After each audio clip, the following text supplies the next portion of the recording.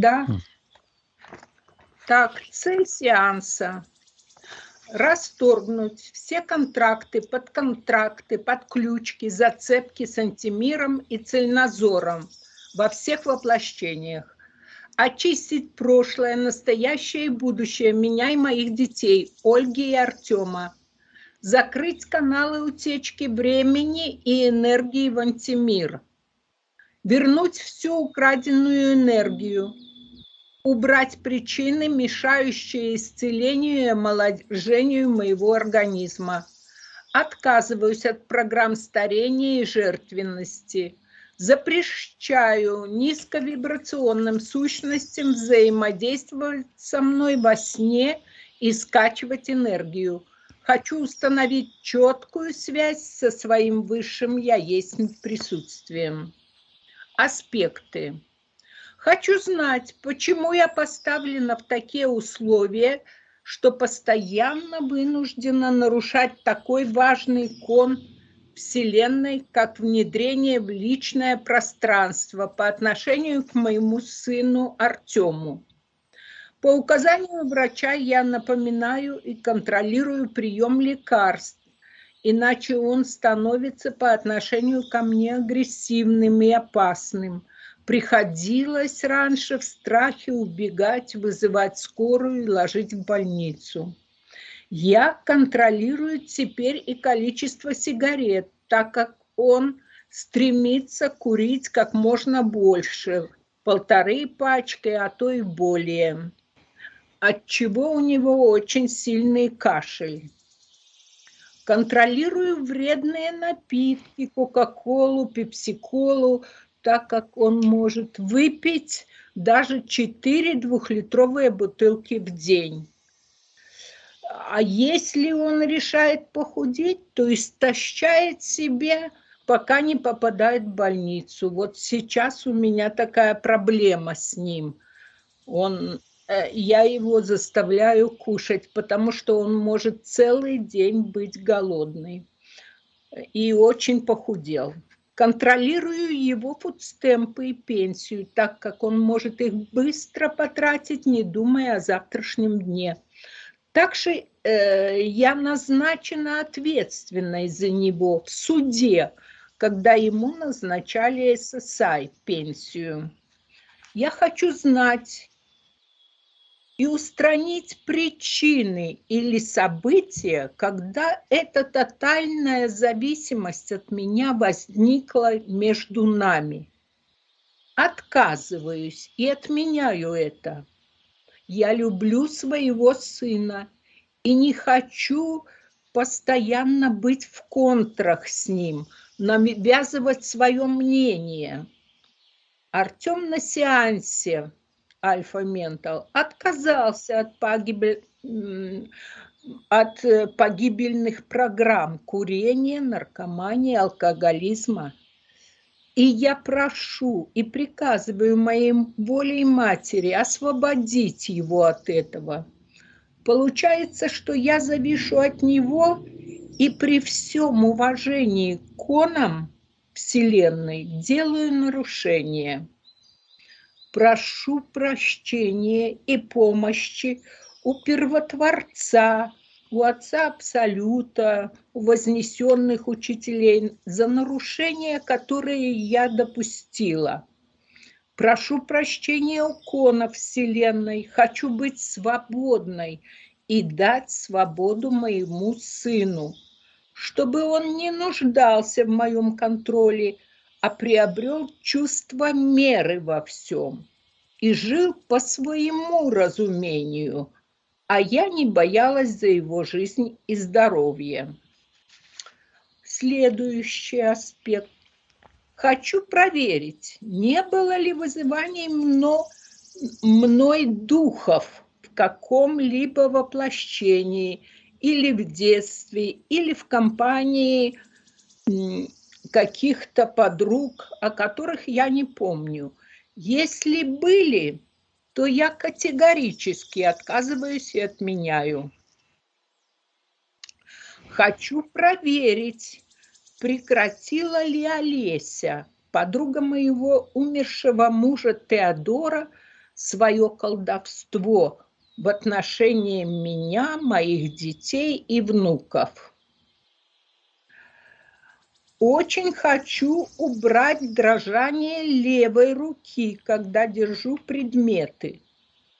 Прошу раскрыть, какое мое неправильное действие вызвало эти нарушения. Хочу отменить его. Прошу прощения, если кому-то нанесла ущерб или обидела. Хочу исключить из моей жизни быструю утечку времени и энергии. Только когда я контролирую время, поглядывая на часы, оно течет нормально. Стоит отвлечься, как пролетает очень быстро. Также хочу в полной мере пользоваться своей энергией, исключить все утечки в антимир и во второй половине дня быть не уставшей. Также меня интересует такой вопрос. На стене много лет висела копия календаря мая, выполненная на каменном основании. В один день я обнаружила, что она сама по себе упала на пол. Это случайность или какой-то знак? Следующий аспект. Раньше я была вегетарианкой, а сейчас, после того, как у меня появились частые судороги ног, я снова стала употреблять мясо. Нужно ли мне для моего высшего блага отказаться от мяса или будет переходный период? Еще хочу узнать, у меня есть подруга Зоя. Раньше мы вместе иногда участвовали в групповых эзотерических практиках, от которых я уже давно отказалась и отменила. И объяснила ей истинное их влияние. Она рассказывала о своей маме, что после войны она ходила, ее мама, с картами и гадала по деревням. Когда умерли ее две подруги, а потом и третья, она стала активно налаживать дружбу со мной. И вначале она слушала ролики Альфа Ментал, и у нее как бы было намерение даже самой почиститься. Но в один день она сказала, что ничего плохого она в жизни не делала, и в ролики не верит, и Виктории не верит, и больше не будет слушать, и чтобы я не присылала. Можно ли передать информацию ее душе, так как я думаю, что ее блокируют негативные программы?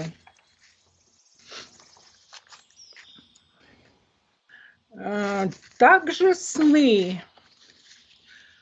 Хочу узнать. Первый сон. Я нахожусь в квартире, которую купила моя умершая мама, Мария. Но там временно находится семья, муж, жена и двое детей. Я обращаю внимание, что квартира очень грязная. Семья выходит, я навожу порядок, вымываю пол, выглядываю в окно, вижу, что квартира на первом этаже. Входит семья, и в тот момент, когда я закрепляю тюль на окне, и мужчина мне в этом помогает. Второй сон.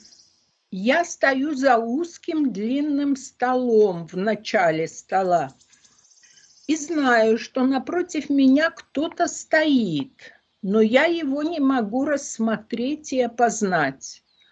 На столе 2 граненых 100-граммовых стакана с прозрачной жидкостью,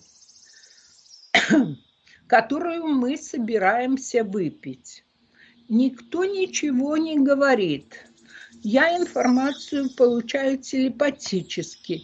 Как бы незаметно, но я знаю, что в стакан с противоположной стороны добавляют капли яда и меняют стаканы местами.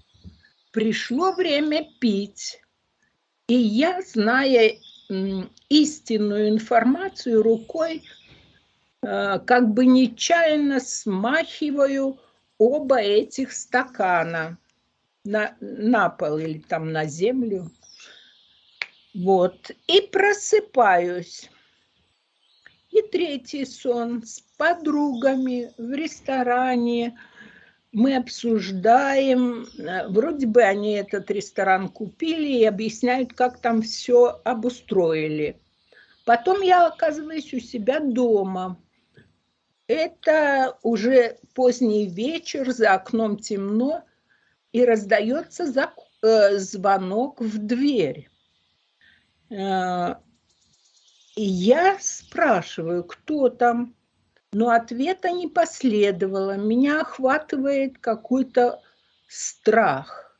Но все же я думаю, что это мои подруги, приоткрываю дверь, а сама пячусь назад.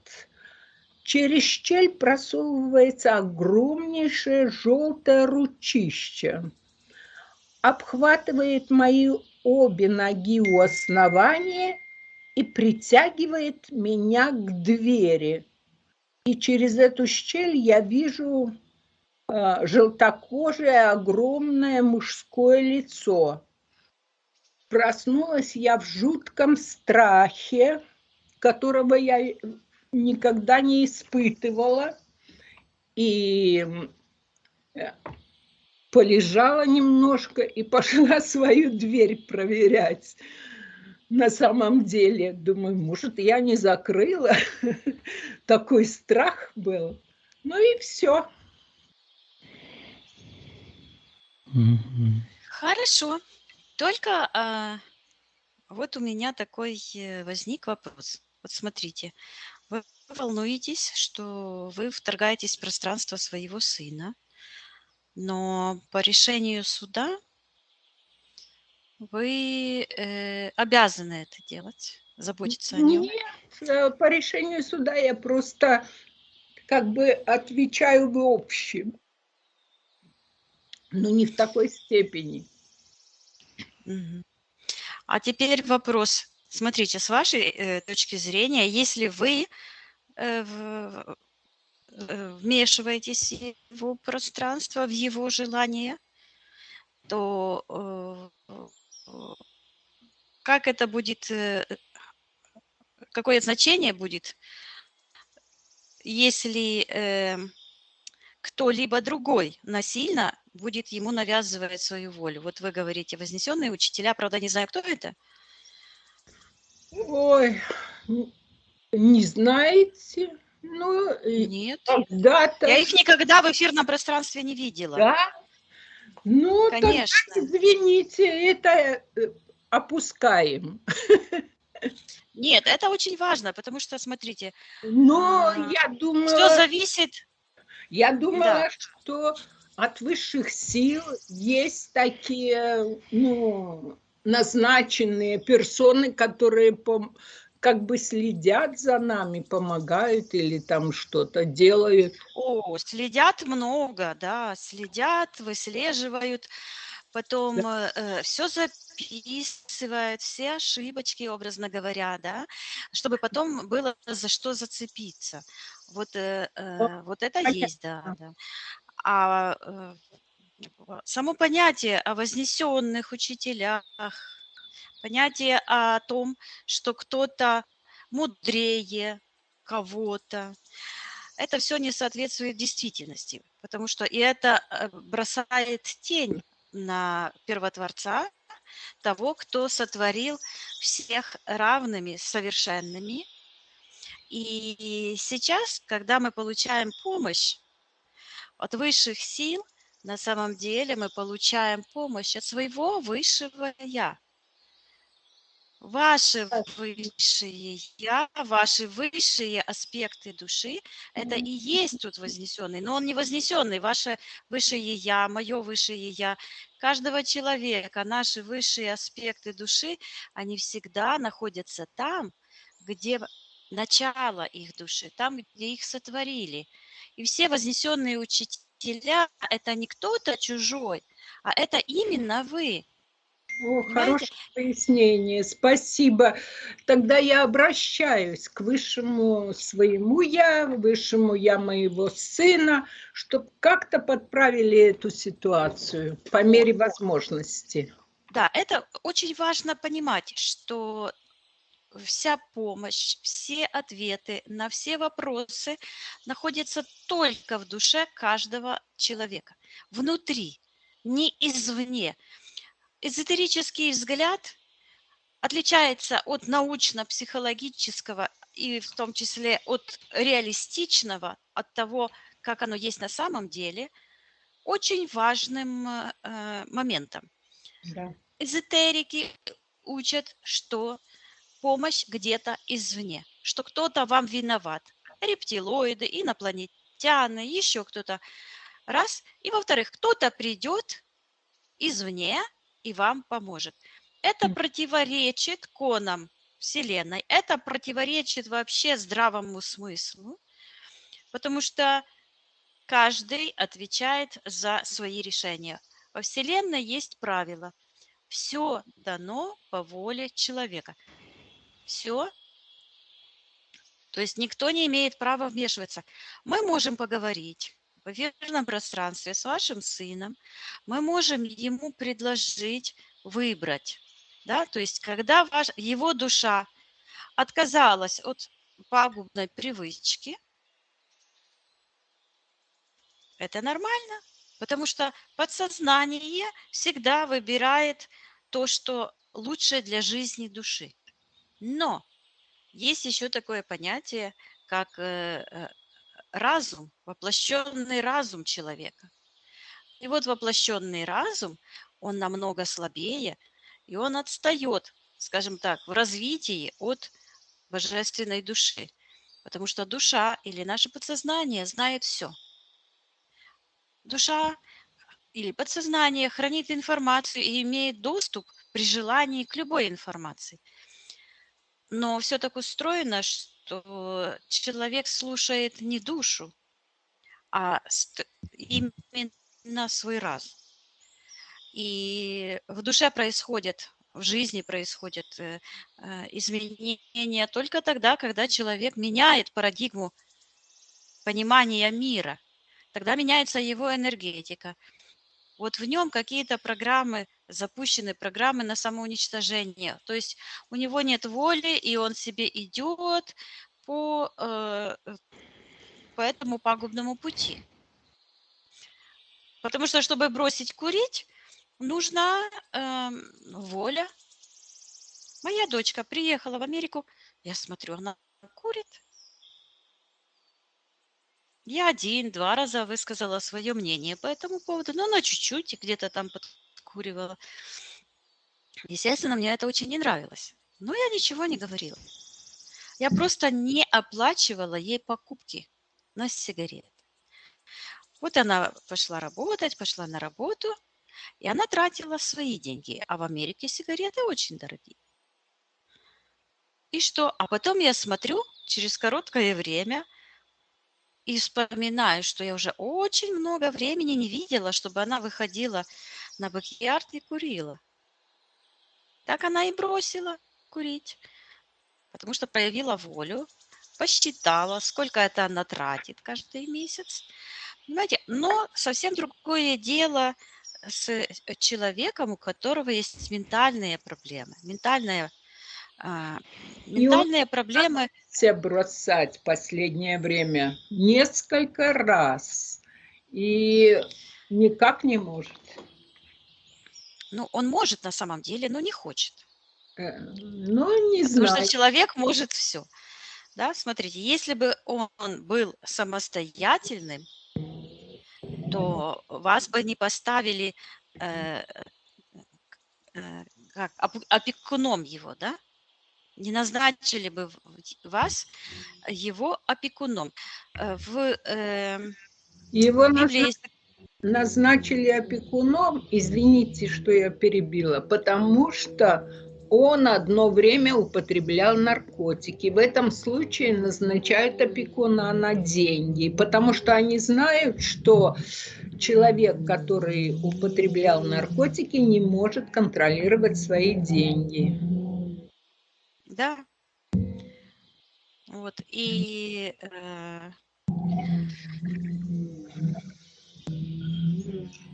то есть я так вижу, что в этом вопросе нужно как бы, ну, вы говорили, когда мы с вами общались, что вы уменьшаете лимит денег на покупку сигарет, Я да? сама покупаю сигареты и выдаю ему.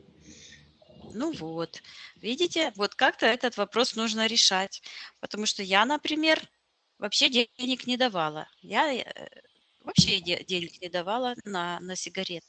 То есть мы О, едем в магазин, это куда-то был еще. для меня печальный случай.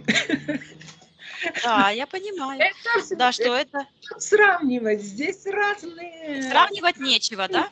И я люди, вот разные продолжу свою мысль. люди. Да.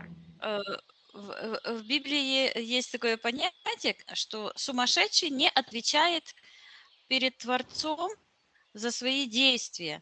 То есть, то есть человек, который как бы потерял свой разум, растерял его, он не может контролировать, и он как бы, я не знаю, насколько это имеет смысл. Может, нам это всплывет, мы рассмотрим, посмотрим. Ну, хорошо, Ну, да. Ну, посмотрим. Виктория, смотрите, Людочка, да. почему-то мне сейчас выходит эта картина про этого Соломона, по-моему, который потерял разум, ходил типа как нищий там, травку что-то там собирал, а потом ему вновь мудрость пришла и стал Это нормальным. Может, это Навуходоносор. О, правильно, да. Там, да, Навуходоносор, там такой Мгм, принцип записан. Эта мгм, история учит о чем? Вот, Навуходоносора, этого царя, как бы благословлял Бог. Почему? Потому что цари, люди придерживались конов Вселенной, вот, и их благословляла Вселенная за их э, действия. Но тут возгордилось сердце Навуходоносора. Ходит он и осматривает свое царство. И у него был дворец, и он вышел на какие-то там балконы и говорит, не моя ли рука это все создала? Перед ним весь город лежит, и он видит эти строения величественные, и памятники, и пирамиды, или что там у них еще там было. И он возгордился и говорит, не моя ли рука это все сотворила, не мой ли разум к этому всему дошел. Вот. И описывается, что Творец забрал у него разум, и он был как зверь 7 лет для того, чтобы он понял. И когда он уже его, вернулся его разум к нему, он понял через 7 лет, что он был похож на зверя. Его отмыли, постригли ногти ему, постригли ему волосы, и он снова стал править Вавилоном. По-моему, это Вавилон был, Навуходоносор, Вавилон. Или что-то, или какая-то другая страна. Ну ладно. Вот это принцип, который как раз и показывает, что человек теряет разум тогда, когда не хочет им пользоваться, когда отказывается от него. Человек теряет волю тогда, когда отказывается от воли. Человек теряет способность вообще видеть мир таким, какой он есть, когда он отказывается э, видеть истину, базировать свои знания на фактах, а не на домыслах, ну и так дальше. То есть, если человек не ходит, у него ножки атрофируются.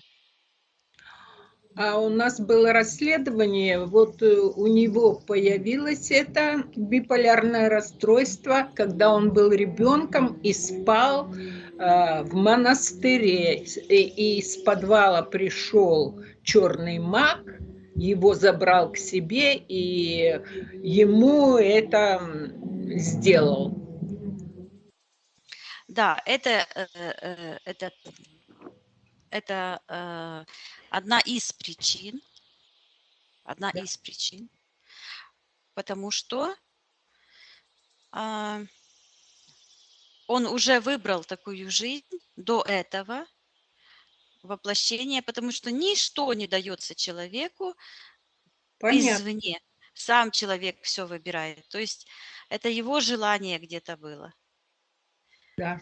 Смотрите, у нас есть прекрасные примеры того, как мы работали заочно с людьми. Люди даже не знали и не подозревали, что мы с ними работали по просьбе их родителей или по просьбе родственников.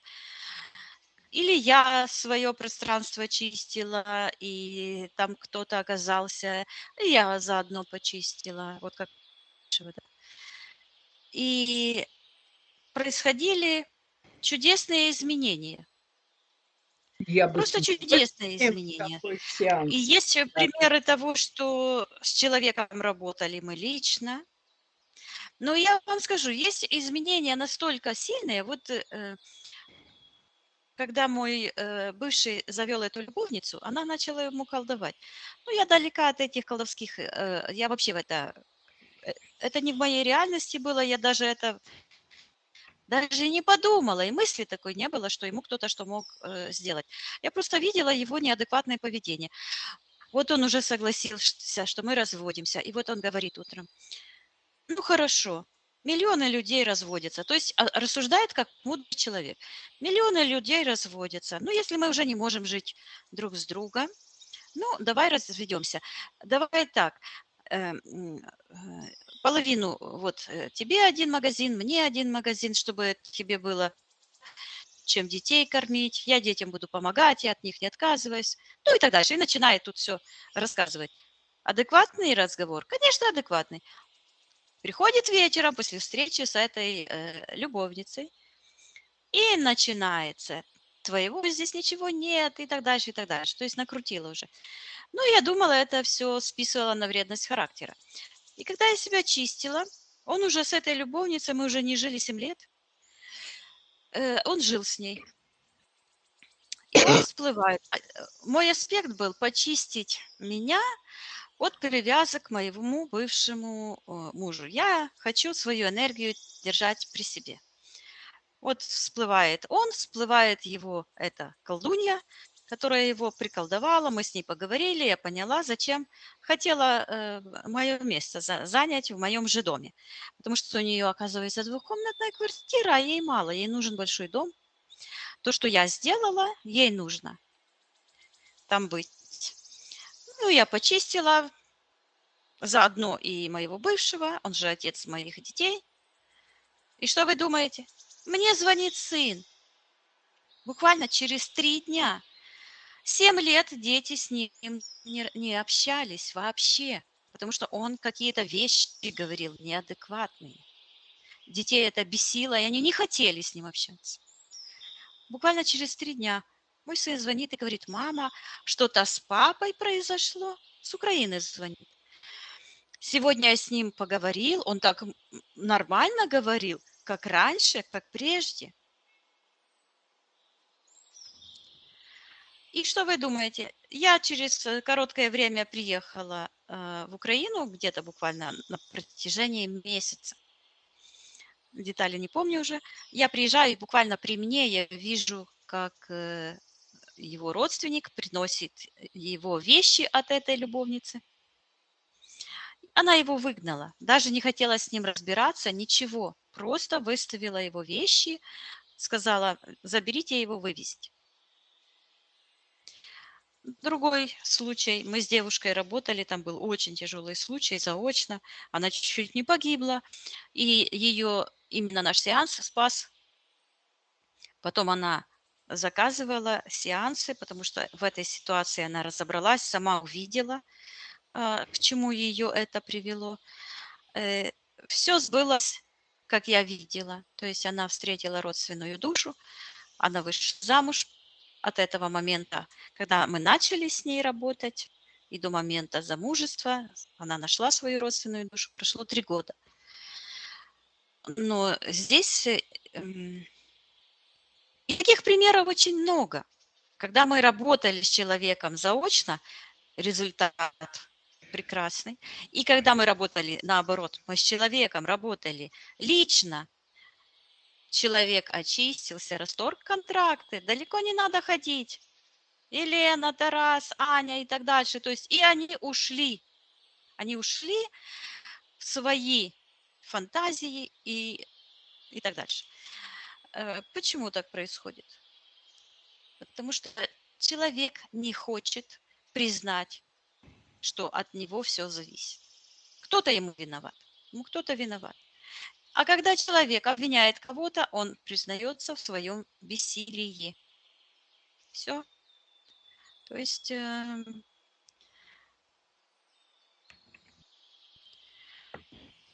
случай тяжелый, конечно, я вам скажу.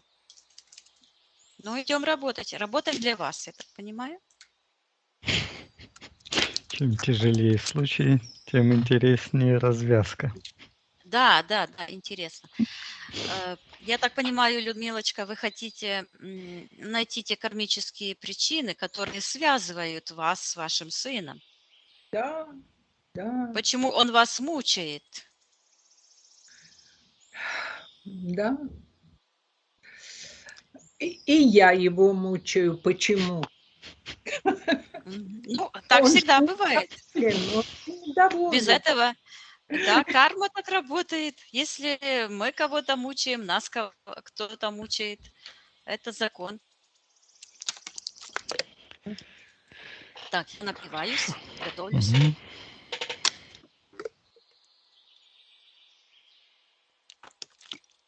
Моего горлышка хочет увлажнения.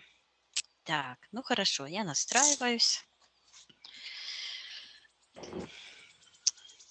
Вот не понравилось мне вот это. Ну ладно, пойдем посмотрим об этих вознесенных учителях. Но Встречались там эти я вознесенные учителя.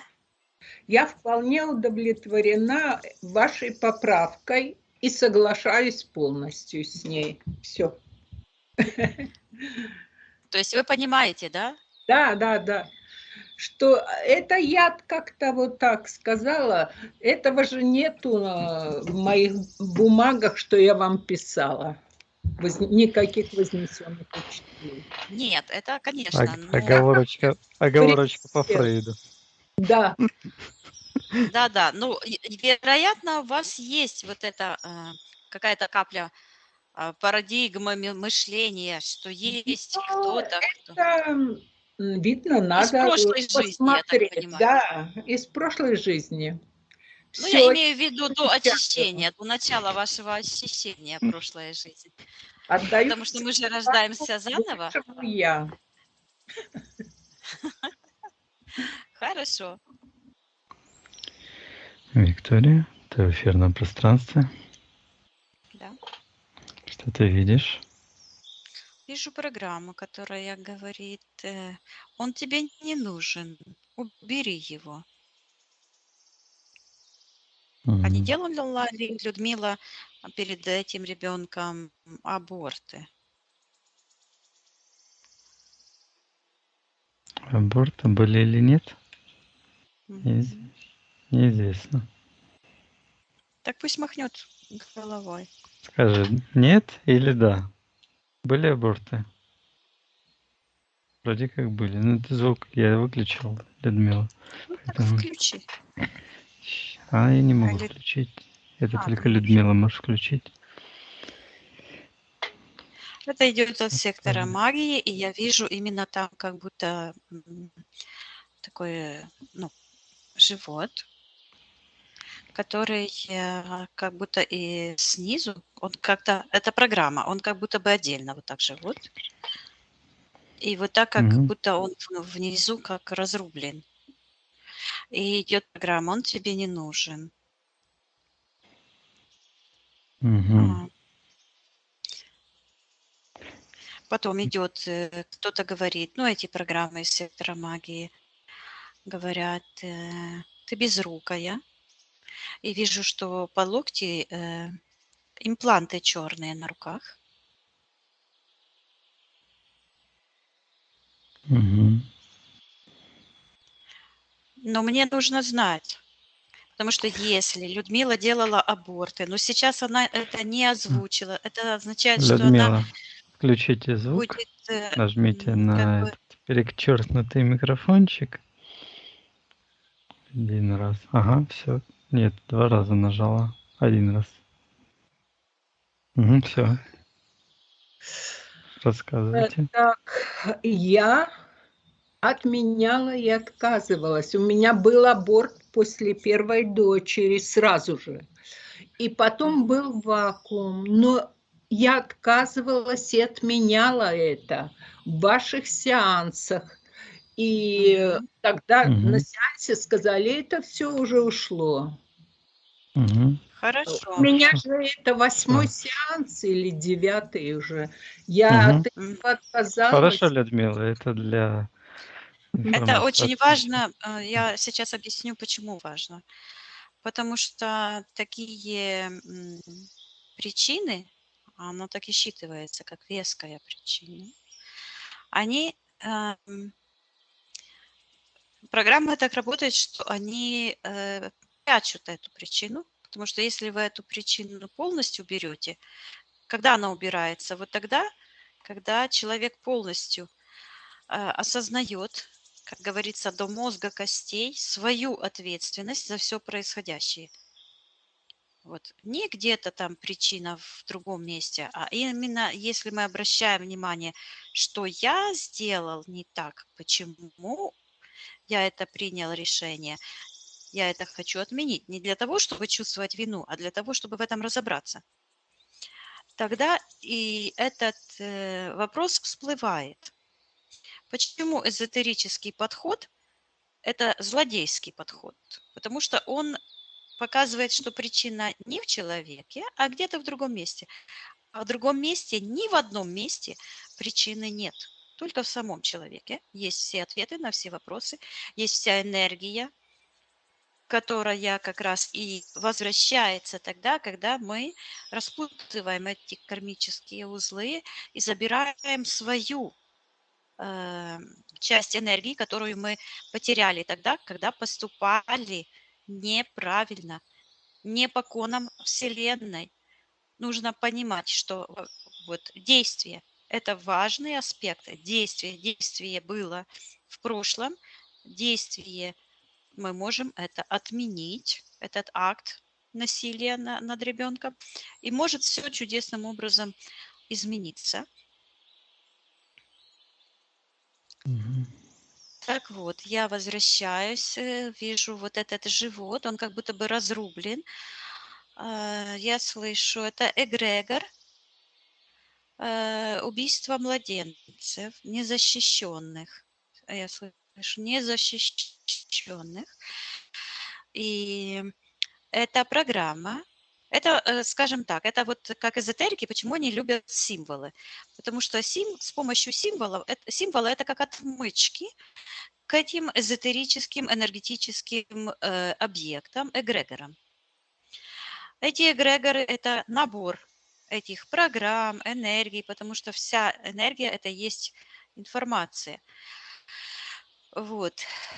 И я вижу, что это вот конструкция, которая как будто, скажем так, висит в эфирном пространстве, и в нее вталкивают людей, мужчин и женщин, потому что оба ответственные за убийство детей, и муж и жена, или парень и девушка. Вот. В одинаковой мере. И вот у нее подключка где-то, я вижу, к шее. Она вот такая, как будто бы черная эта рука схватила, э, ну, в данном случае Людмилу, но это любую женщину, которая делает аборты. Схватила за шею, за горло, вот так, черная рука. Вот. Да, это вот и есть причина. Мгм. Так, хорошо, Виктория. Давай поправим отсоединить от всех и всего. Да, соединяюсь. Поднимись повыше. Мгм. На счет 3 найди в эфирном пространстве эфирное тело Людмилы. Людмила. 1, 2, 3. И я вижу, что ее вот так как-то сверху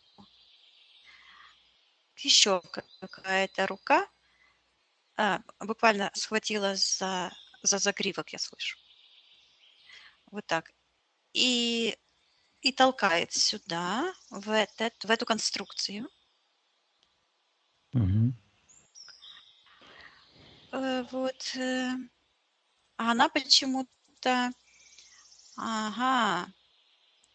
Вот я вижу у нее импланты на глазах, такие черные подключки.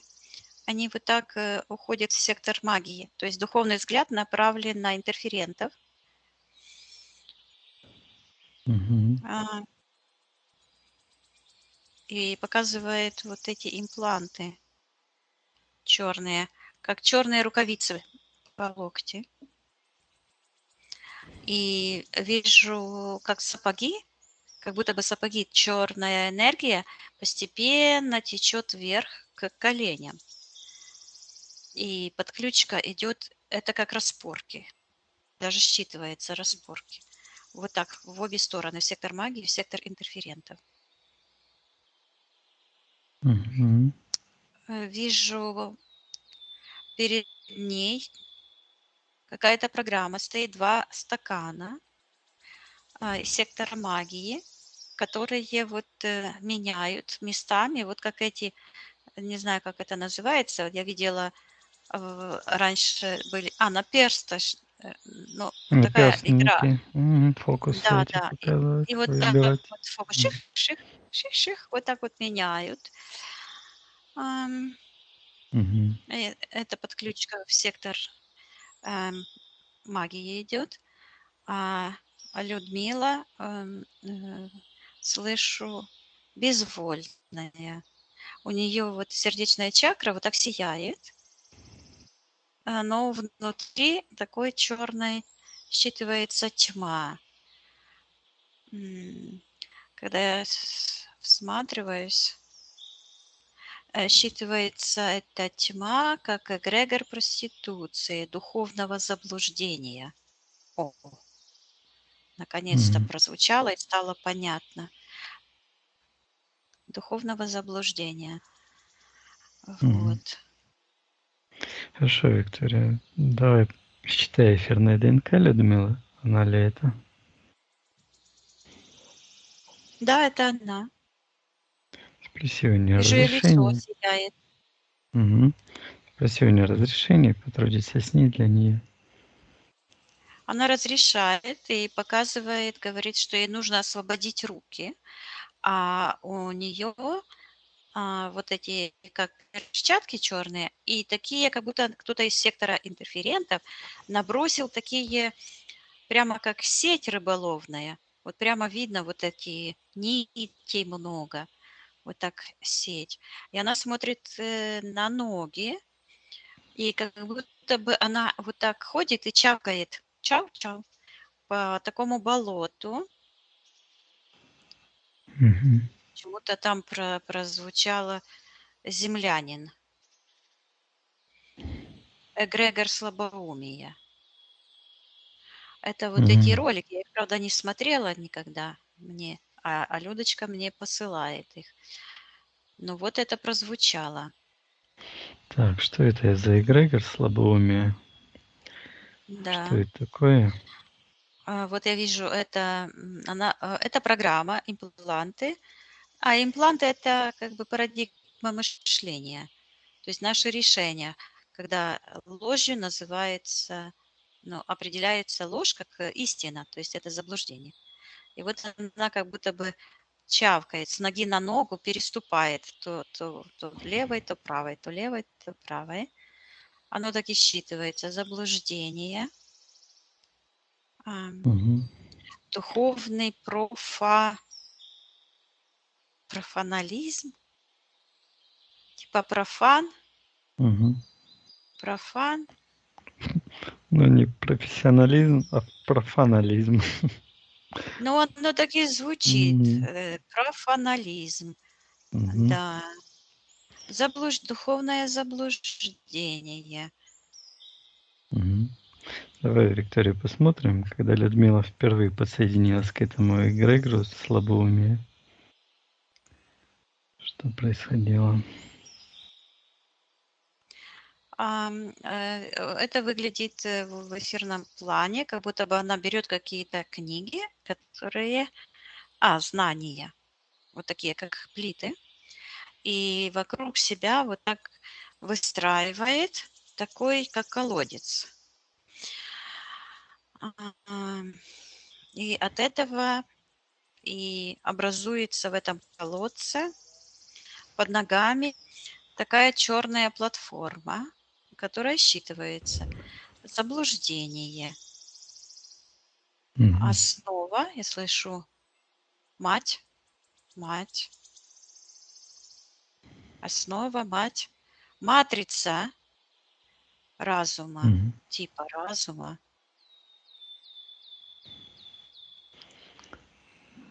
Идет вот так, сектор магии и считывается избыточного света.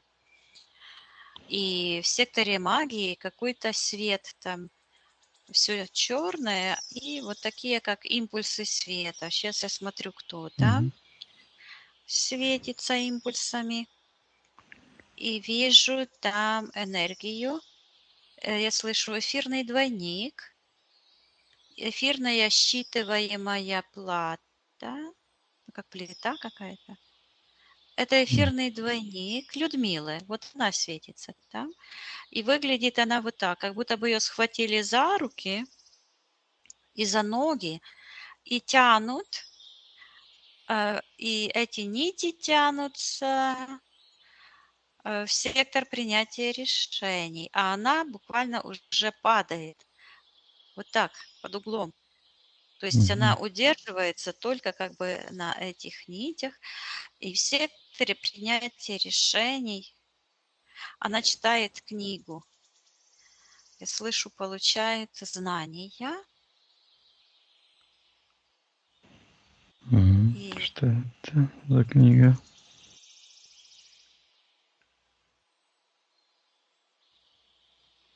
я слышу морфологический бред. Морфогенетическое пространство тьмы.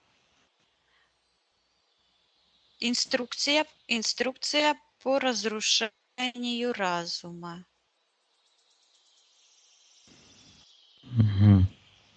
И слышу 17 лет. 17 лет. Это 17 сегодня. или 17 лет. Сейчас я Мгм. посмотрю. Да, это она девчонка такая. Мгм. Что с ней происходило? Что она читала? Что это за книга? Я слышу сдвиг, сдвиг. Но это не обязательно, что она книгу читала. Мгм. Это Какие-то знания. символически Мгм. типа получает знания какие-то, да, принимает эти знания как истину. И слышу сдвиг, и вижу, она вот так смотрит вниз, там, где духи, и э, сдвигается такая плита, открывает этот портал. И с этого портала какая-то энергия красная, как ляпнет ей прямо в глаз. Мгм. А в секторе магии в этот момент находится кто-то. Приказано ему проявить согласно физической ДНК. Считывается упырь, родовой эгрегор, Мгм. родовой эгрегор отречения от себя считывается там. Так, а кто это там есть? Кто на физике, приказываем ему проявить согласно физической ДНК. В этом эгрегоре проявляется, считывается хозяин, какой-то объект, субъект, прямо как бородой. У него такая борода, и вот так просовывается в этот портал. Он говорит, что он хозяин этого эгрегора. Также говорит, что все люди его, что он всех заблудил. Так, кто это хозяин? Приказываем ему назваться, кто он такой. Это что такое? Какой-то великан, который вот так как будто бы мастурбирует. Вот так вот. И что-то орет. Он как будто бы стоит ногами на земле. Вот земля, а он стоит. И он орет, что всех заблудил. И очень злой.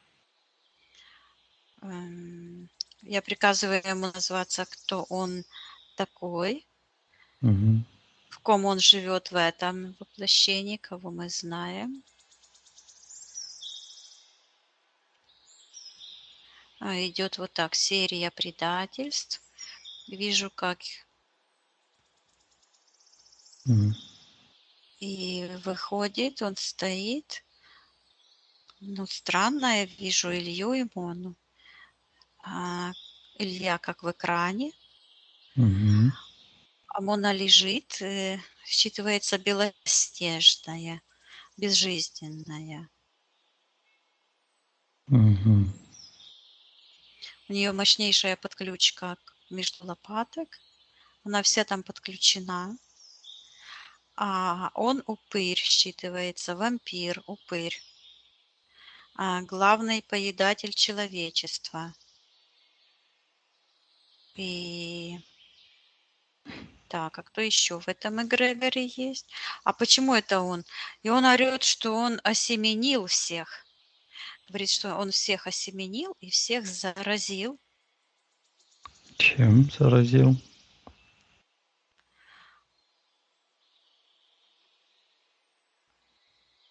Он показывает, говорит, что он дал, вот вижу, слышу, черепная коробка, как будто бы открыл, как будто бы вот этот люк открывается, он открывает черепную коробку какого-то типа существо в секторе интерферентов. Считывается падший демон, падший ангел, демон власти над землей. Люцифер. Да, Люцифер, вот он стоит, крылья черные, он весь черный, а внутри вот так мигает, как лампочка, которая вот-вот потухнет в сердечной чакре. Что это там сияет? Что это за энергия?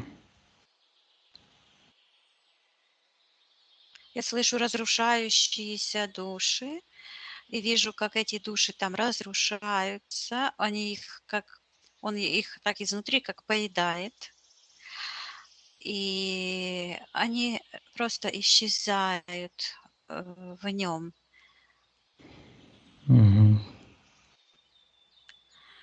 А взамен Людмила показывает вот так эти руки черные и ноги. Это считывается страсть к заблуждению. Так. Где же начало этой страсти к заблуждению? Да, когда эта страсть появилась впервые у Людмилы в любом из воплощений, это страсть. Ну, я вижу, что это связано с рождением. Я слышу с рождением ребенка. Сейчас посмотрю, какого ребенка.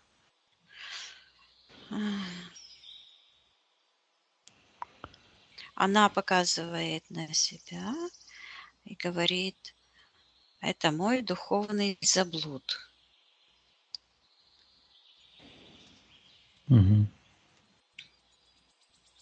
Так, что произошло? Говорит, это я подменила понятия. И я вижу, как она, как маленький ребенок, который сосет грудь. материнскую, вот говорит со мной. И как будто бы левой рукой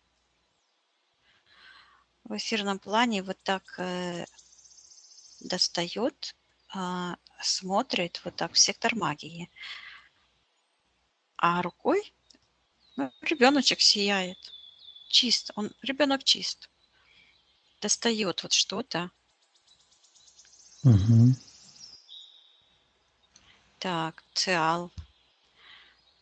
Что? Я слышу, что-то как бы открыла свой, я слышу духовный потенциал. И вдруг в этот момент у нее на сердечной чакре вот так эта рука черная ляп, произошла замена. Ну и вот это понятие морфа. То есть слово несет смысл морфологический. Вот все наше пространство – это морфогенетическое пространство. Оно М. состоит из смысла, то есть который выражается, смысл выражается в словах.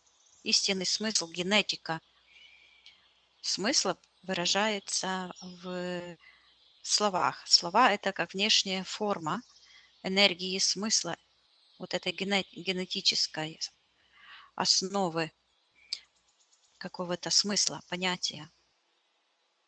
Мгм. Вот. Так. И что И в секторе заменилось? магии кто-то находится. Мгм. Так, кто? Я слышу Кто мать. на... Мать подменила понятие, а ребенок согласился, я слышу, принять упыря, М. родительский эгрегор. Вот это понятно. Вот это поклонение роду, мифическому, где непонятно, что это за род, кто это род. То есть вот это все. И я вижу М. какие-то приметы. Мама как будто бы с веником что-то там делает. То есть переняла Людмила, я слышу смыслы, материнские смыслы. И когда я это говорю, она это смотрит. И вот этот малюсенький ребеночек вот так вынимает изо рта вот эту какую-то бульку, такой шарик, который выходит из материнской груди. И именно с левой. Я вот постоянно вижу с левой груди. Мгм. Так. И оно считывается как наркотические смыслы.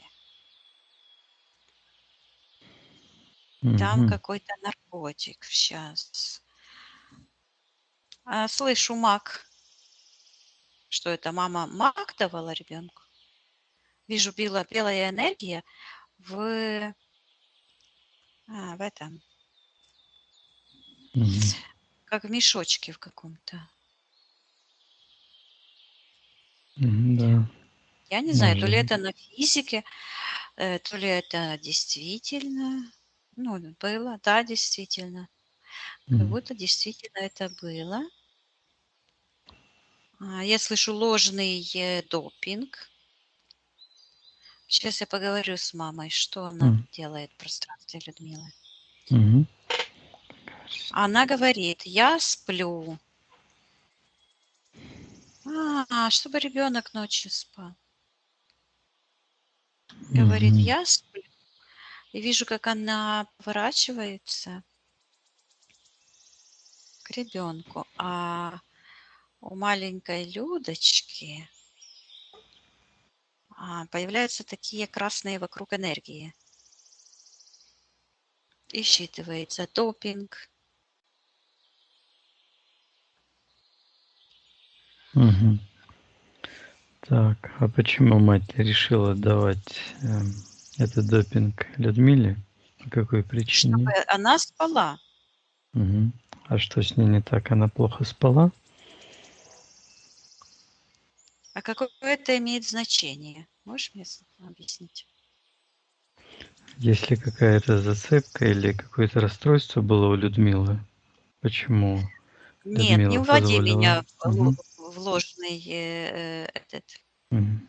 Это не имеет значения. Имеет значение, сейчас я тебе скажу, что. Мгм. Почему Людмила приняла этот допинг? что произошло в эфирном пространстве, с кем она подписала контракт. И вот, видишь, вот эта энергия этого эгрегора родового, вот так руками, типа, расстроена. Этот колдун расстроился, что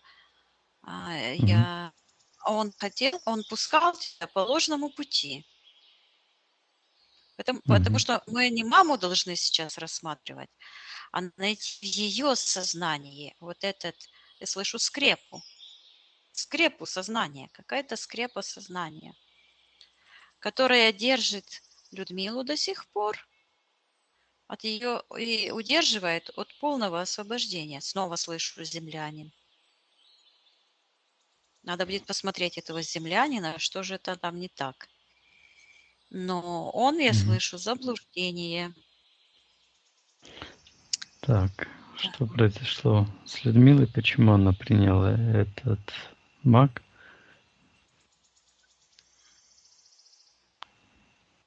Почему Она говорит, как робот. Вот эта программа вот так.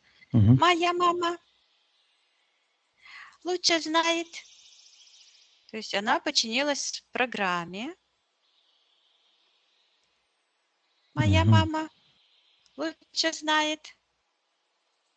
Так, а что это У за нее программа? большой опыт. Мгм. Я маленькая. Я ничего не знаю. Эта программа говорит, она просто звучит как этот синтезированный такой голос. Мгм.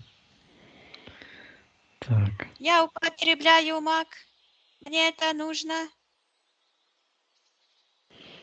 Мгм. Что это такая за программа? Откуда она взялась у Людмилы?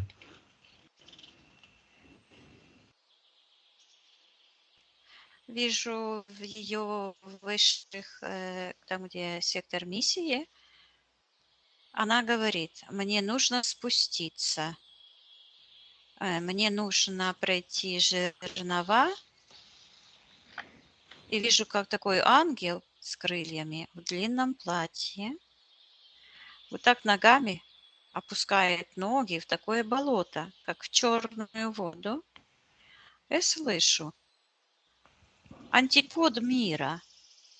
А мир– это благоденствие, гармония, счастье.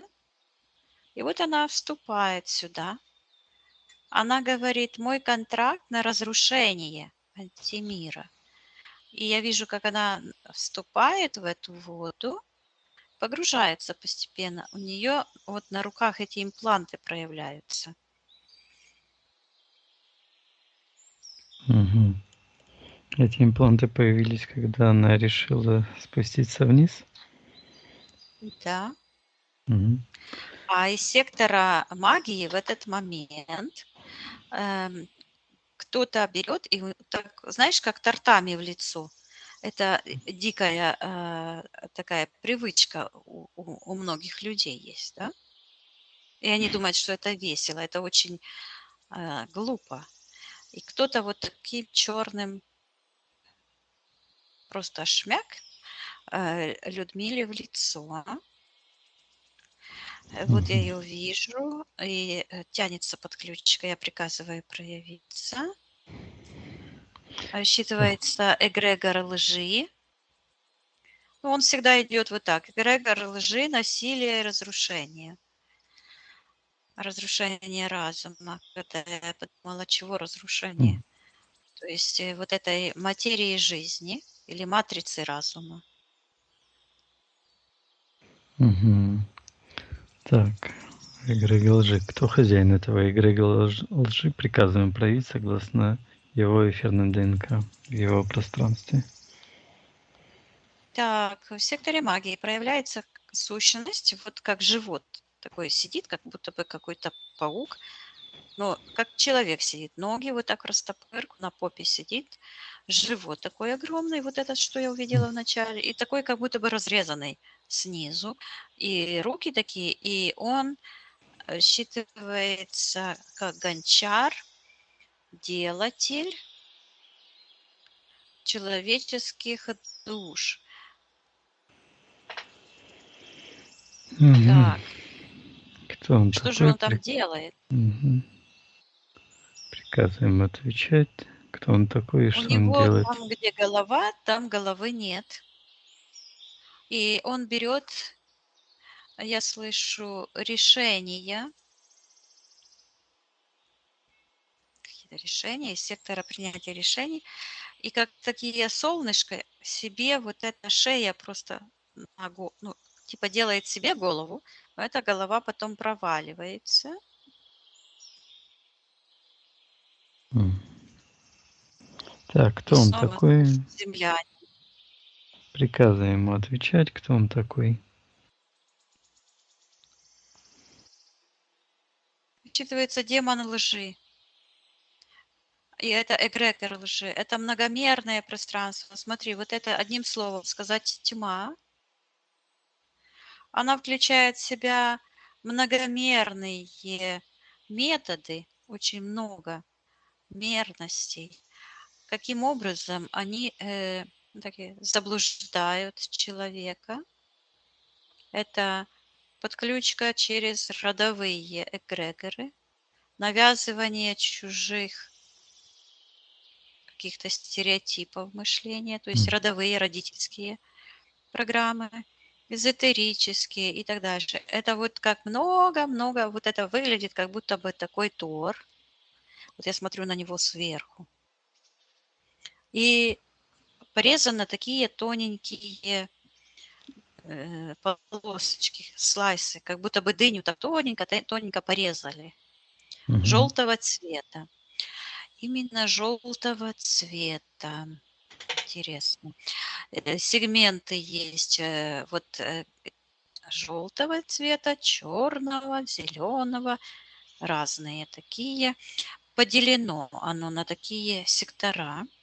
Сейчас я посмотрю желтый сектор и вижу этот сон, как это желтое лицо выглядывает. Так. Что это за сон был? Но я смотрю уже не сон. Сон это понятно, что он пришел с этого эгрегора.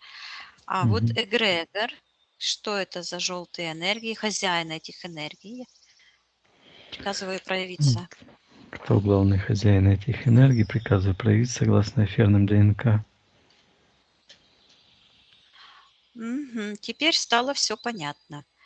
Я сейчас увидела, там вот этот, как Люцифер стоит, источник, отец, слышу, безбрачных.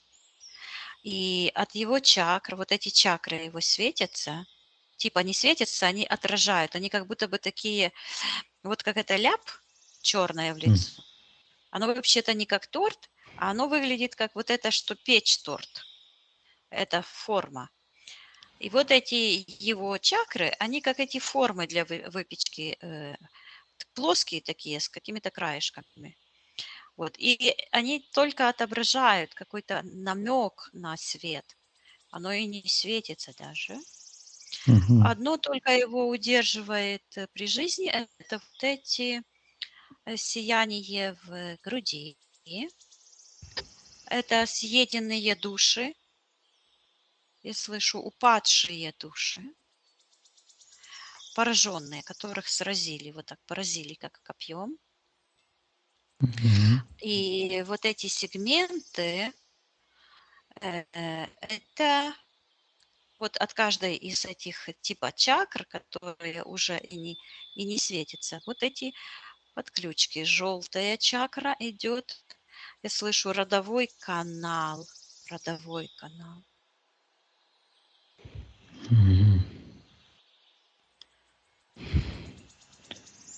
Удовлетворение похоти, я слышу. То есть вместо любви просто как все завязывается здесь на страсти. Люди женятся, например, для того, чтобы иметь секс. Не потому что на родственную душу. Ну, это так уже смысл объясняет. Так, считывается как родовой. И когда Людмила подключилась к этому, Я слышу, она убила ребенка. Мгм. Когда это произошло? Что это за убийство?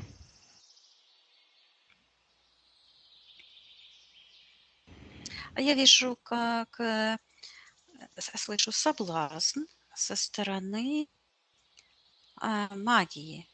Он тебе не нужен. Вот это, что я говорила вначале, вот Мгм. эти идет информация.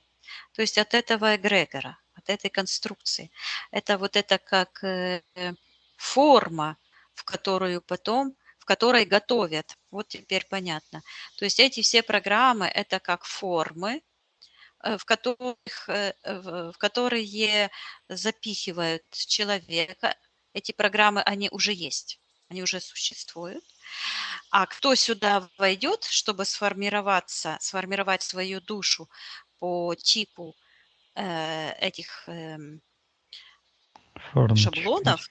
Мгм. форм, шаблонов, то здесь уже зависит от решения самого человека, и поэтому я вижу эти потоки энергии, и именно вот идет решение. Я слышу решение убить ребенка, Мгм. отказаться от жизни. Так, сейчас я посмотрю, что на подсознательном уровне произошло. Она отказывается, она говорит, он мне не нужен, то есть она повторяет утверждение этой программы, говорит, он мне не нужен, мне нужно убить его. Мгм. Так, это те же самые программы, вот эти роботизированные, которые... Они были заложены, то есть Мгм. подслушивать, то есть это считывается как пристрастие к лжи. Это было Мгм. заложено еще матерью в ее понимании. То ли это на физике было, очень правдоподобно, что это было на физике, потому что я прямо увидела. Сейчас я спрошу в эфирного пространства. Да, это подчинение материнским программам. Вот мать заложила основу, Мгм. и потом это поехало и поехало как по накатанной. Вот. Сейчас это как какой-то эгрегор, типа землянин. Вот он создал эгрегор. Вот куда Мгм. уходит. Его сегмент зеленый. Подключка идет вот так как-то сзади. Мгм.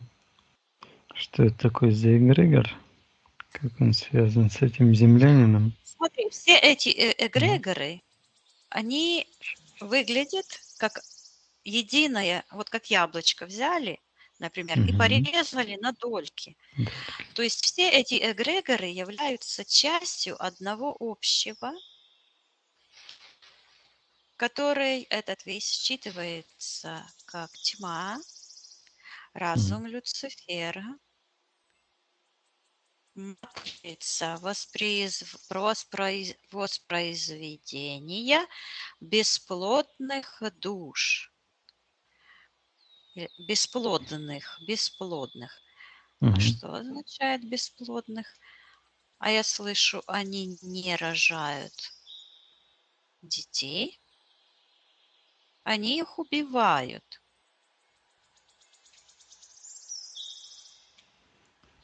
Так. Хорошо. Людмила отказывалась и отказывается убивать дитя. То есть она зайдет в тот момент, приказывает Люциферу забирать его воздействие, эти программы его отказывается приносить в жертву дитя. Я слышу чей-то голос из сектора магии. Я этого сделать не дам. Кто это в секторе магии находится, приказываем проявить согласно его физической ДНК. Так, кто говорит? Кто говорит? Приказываем проявиться. Какие-то губы появились, черные губы. Кто Так, хозяин я этих губ? снимаю все защиты. Снимаем. Насчитывание эфирного ДНК– это черная энергия. Ушла какой-то пузырь. что-то предпринимает, какие-то щиты достает из нижнего портала, на меня вот так наставляет, чтобы я не видела. Я ему Приказываем приказываю ему убрать убрать щит. все Он его. находится в секторе магии, и Мгм. он вторгся в пространство божественной души. Я приказываю ему отвечать, кто он.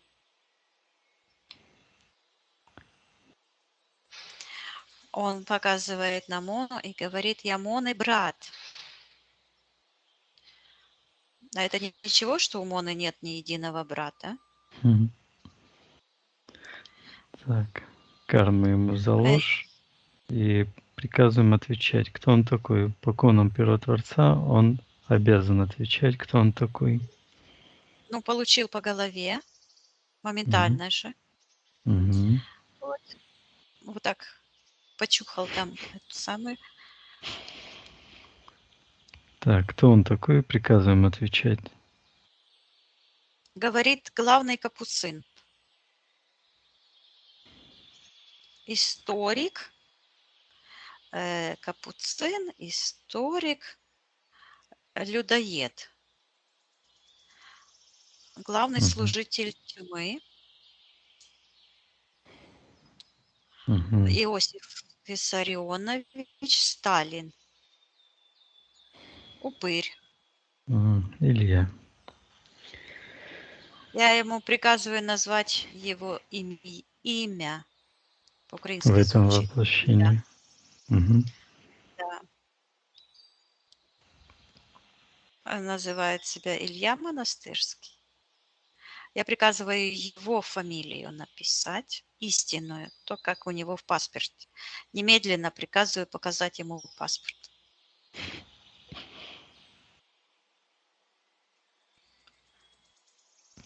Так, сползают все эти защиты. Мгм. Вот фотографию вижу. Напечатано. Илья Мамаев. И он так замазывает. Так, рукой. Мгм. Я ему говорю, что мы его видим. Я его вижу. Вот так. Мгм. Я вижу. Я тебя знаю, мы тебя знаем. И в этот момент, как только я увидела этот паспорт, моментально это вот сектор этого Магия. магии, как начал проваливаться. Начал проваливаться, а Людмила с этого эгрегора, наоборот, начинает подниматься. И считывается, что она есть частью всеобщего разума Люцифера. И я вижу, как на Мгм. ее пространство, ее энергосфера вот так поднимается, как солнце сияет. И она вот так разделена на такие слайсы, как будто бы яблоко разрезали. И считывается, что вот эти черные энергии, которые вот так ее запружинили, считывается, что они передали ей информацию по кинетическим, энергетическим потокам. И я вижу, как Илья, я слышу, заматывает, вот так вот делает шу-шу-шу-шу, Мгм. сетку такую, а потом пух, бросает. Мгм. И как словил ее, я слышу сознание. А где зацепка? А я вижу, что она, ну вот на физике вижу, она сидит, а ее сын стоит. Она как будто бы рисует этот символ цельнозора и раскрашивает такой сегмент, такой как розовый, ну почти красным цветом, ну так как-то, что издалека выглядит как розовое. А когда я присматриваюсь, то оно такое прямо как красное, кирпичного цвета. И куда-то повесила. Так шух, и сюда, в своем пространстве, сектор принятия решений повесила. И в этот момент я слышу, отключилась от разума. И бум, и ее пространство как М. закрылось. Вот так, где сектор первотворца закрылся, и Мгм. начинается вот так вот шух, разрезать. Шух, она сама рассказывала, как она режет пространство. Вопрос, ничего, пространства не бывает ничейного. Чье это она пространство вот так режет? Вот я вижу. Она вторгается в пространство чужих людей, чужих душ и формирует, потому что формирует новую реальность с Ильей. Потому что каждая душа– это часть всеобщей души, сознания, общего человечества, общей вселенной и так дальше. Я вижу, как Мгм. они вот это шух-шух, он набросил эту сеть и разрезают. И вижу, он подсовывает вот так, как будто бы под дверь, как под дверь подсовывает вот эту зеленую информацию. Она зеленого цвета. Матрица. Матрица, вот это как рисует матрицу зеленым цветом, как эти циферки. Вот такое он что-то под дверь, а щелочка в двери подсовывает. Я слышу М. ложные знания, землянин. Мгм. Хорошо. Людмила Парадигма отказывается. обмана. Мгм. Да. То есть Людмила отказывается от этих знаний землянина рисовать символ этого. Я Ты вижу назвала. как оно работает. Мгм. То есть увлечение эзотерическими знаниями, оно как раз и не позволяет полностью избавиться от влияния Ильи, а он цепляется за все, что он захочет цепляться. То есть как только Людмила направила свое внимание, чтобы найти причину, а, эм, я слышу, генетических отклонений у своего сына и свою кармическую ответственность, сразу же, а там, где внимание, там ее энергия, она, естественно, что когда она задавалась этим вопросом, то ее подсознание моментально дает правильный ответ. Она находит, где в ее истории находится этот момент. Вот мы это нашли, это. И туда же кто летит, Мгм. как муха на какашке? А вот эти эзотерики, которые работают, чтобы умертвить душу человека. Вот этот Илья, вот он уже тут как тут. И навязывает что? Новую, как новые вот эти идеи, ну, те же старые, ну, вот этого Мгм. землянина какого-то. Не знаю, что это за землянин, понятия не имею. Но служит он, естественно, тьме. Это как это, знаешь, ложка дегтя испортит бочку меда. То есть капля лжи делает всю бочку истинной ложью. Вот это Мгм. принцип. Вот. Так, хорошо, пусть Людмила отказывается от этого символа, от этого землянина, от этого материнского мака, который она.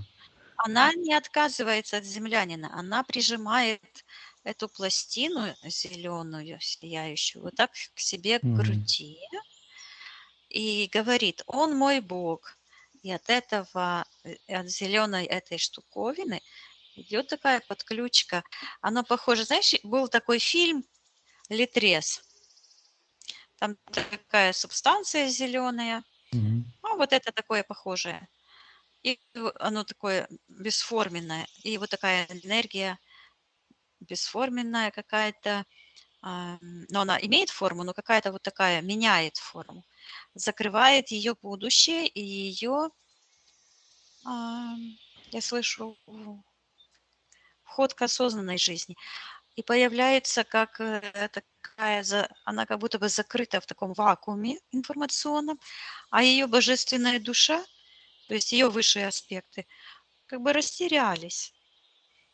Высшее я, ее ангел-хранитель, он не знает, как ей помочь, потому что она как в вакууме, в таком пузыре информационном. Буквально считывается, закопалась Вот. Мгм. Так, а что это было событие, когда она в этот вакуум попала? Из-за какого решения ее? Где ее решение? Ну, сама зацепка вот эта. Она говорит, мне мама дала мак. Мгм. Так, Виктория, может быть, это Вот что вернуться интересно, к... маг и маг– это все, ну, одно и то же слово. Созвучно. Мгм. Ну, г и к– это же взаимозаменяемые звуки. Мгм. Виктория, как ты думаешь, может вернуться к тому главному контракту, когда она решила спуститься в этот антимир? Там главное Она решила это развяжется. все, она все это решила. А, м, ну, я думаю так, что эту конструкцию все равно нужно все отменять, все эти решения. Мгм. Вот. И я вот сейчас передаю информацию ей, видит ли она все это. И Мгм. я вижу, как ее божественная душа как будто бы смотрит сквозь увеличительное стекло. Вот так это все рассматривает и говорит, я знаю. Говорит, Мгм. я знаю мой быт, то есть физическое воплощение.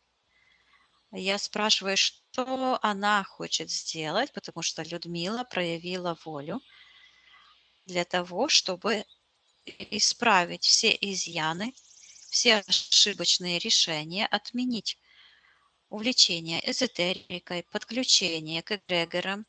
Она хочет вернуть себе законы жизни, процветания, гармонии в ее божественное пространство, вернуть ее божественную душу из этой сердечной чакры этого Люцифера. Просто вижу, как физическое слышу сознание Людмилы просто кричит: "Я хочу этого!" А ее подсознание говорит: "Ну хорошо, сейчас", и поворачивается к этому шлейфу черному от сектора интерферентов. Так, кто в секторе интерферентов? Приказывает Который проявиться. тянется вот к сектору первотворца и закрывает связь с божественным я своим, так ну, люди называют ангел-хранитель и думают, что это какая-то тетя другая или дядя, который вот приходит и помогает. Это высший аспект души, это божественное я, которое Мгм. всегда находится в высших духовных сферах. Мгм. Кто это закрывает? Божественное Я, Людмила, кто интерферент, там находится, приказывает проявить согласно эфирным ДНК.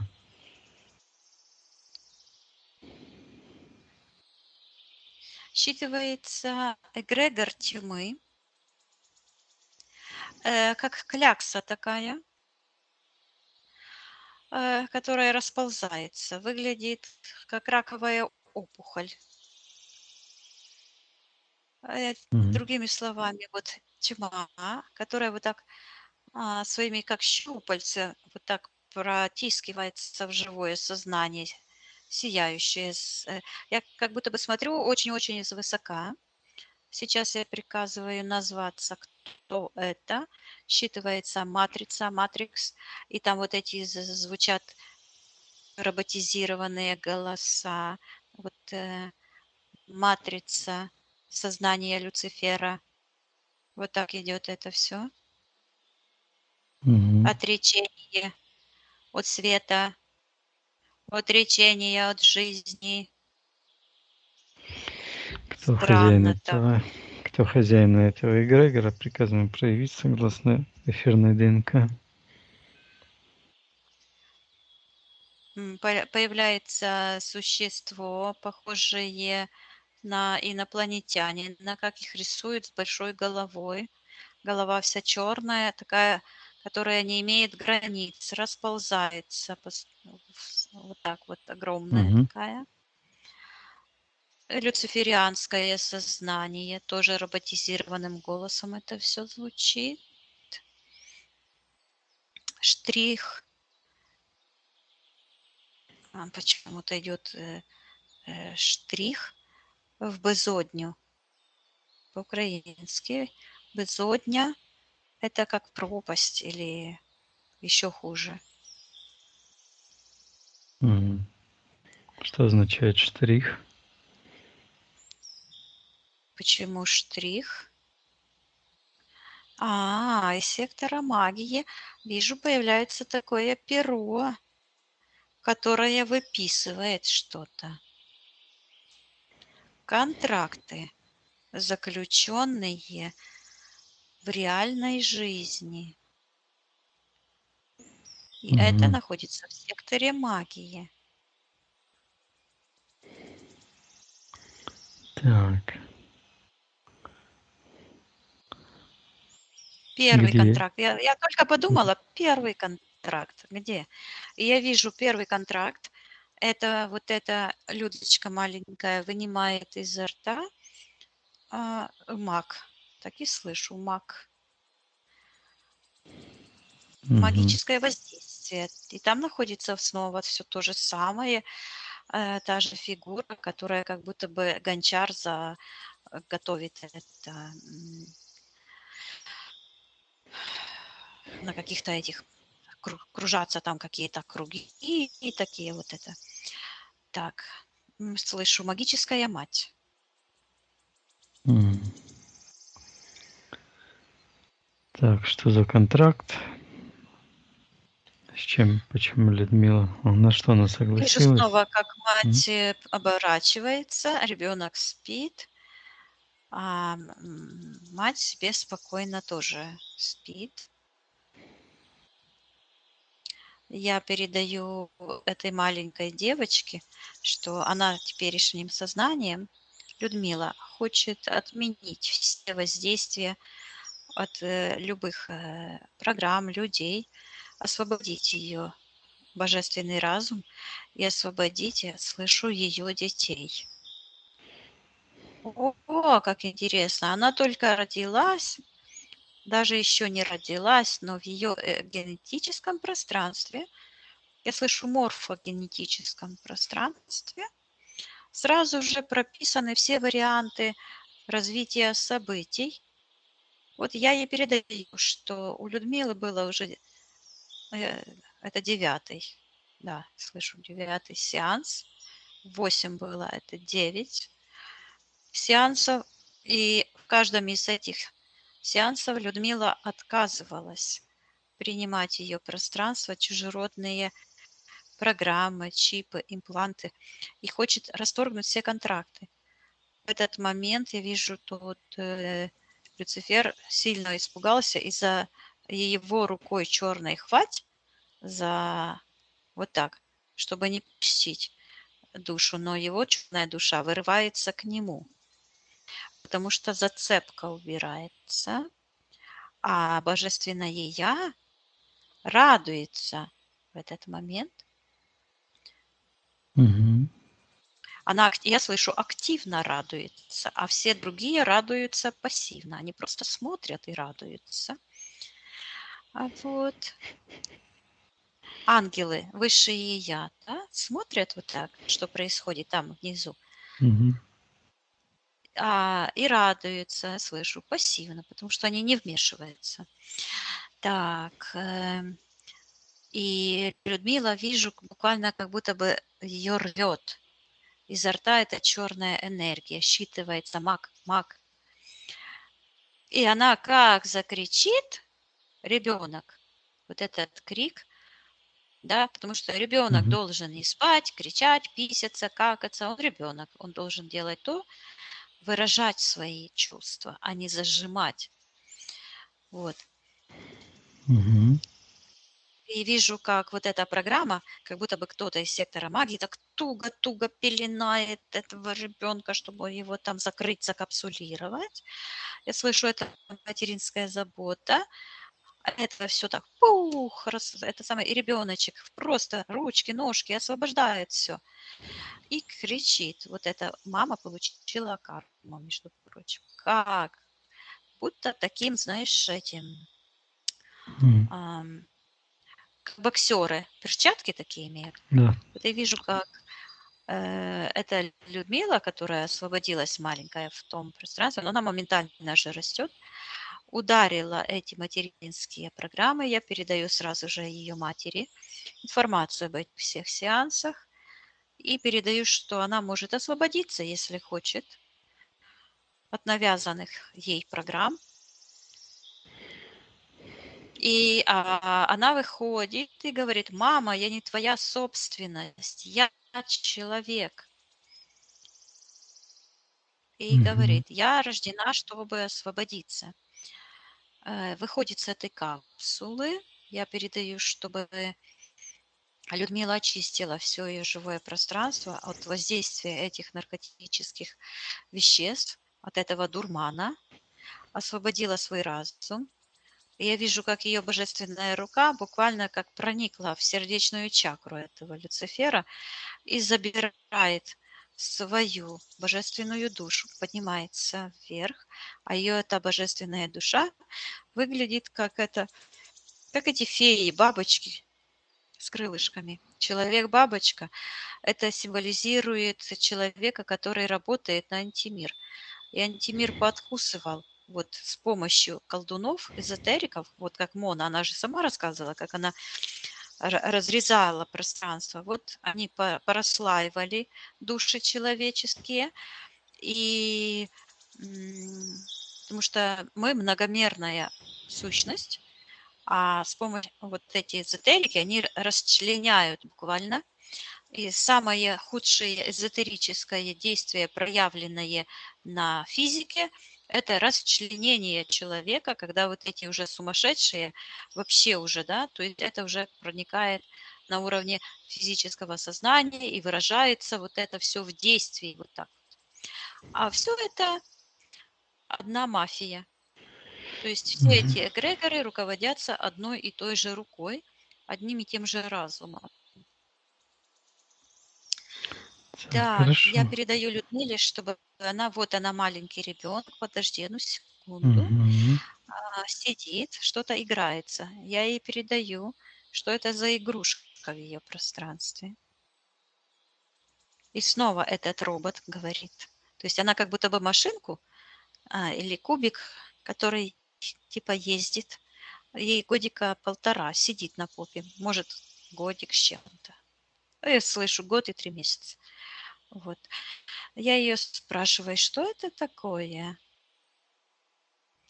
у нее. И вижу, как где-то в стене, как дырочка, ну, как мышки делают дырочки. Вот М, такая дырочка, открытый портал.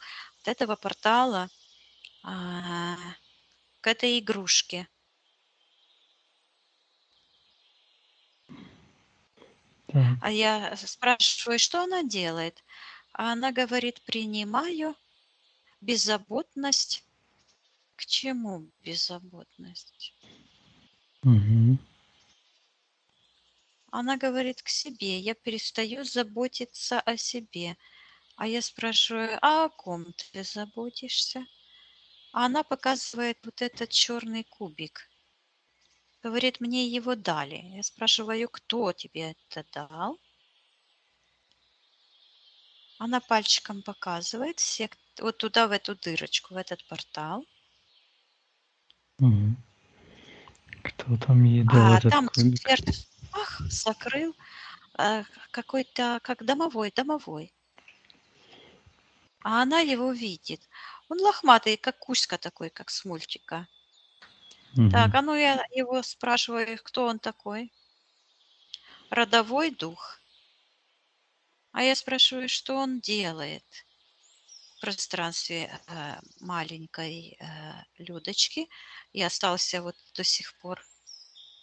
А Мгм. он говорит, что он ее искажает ее реальность. Он говорит, что ему нужно подчинить ее себе. Мне нужно, говорит, разобрать ее на части. Мгм. Так, Так. сейчас нужно разобраться, что это еще за домовые. Что это за домовой? Это дух родовой, дух, Мгм. как помощник, как слуга. Вот как помощников Илья вызывает. Вот это эти родовые духи или программы. Мгм. Помогает Люциферу. Да, да, Мгм. помогают антимиру исправить.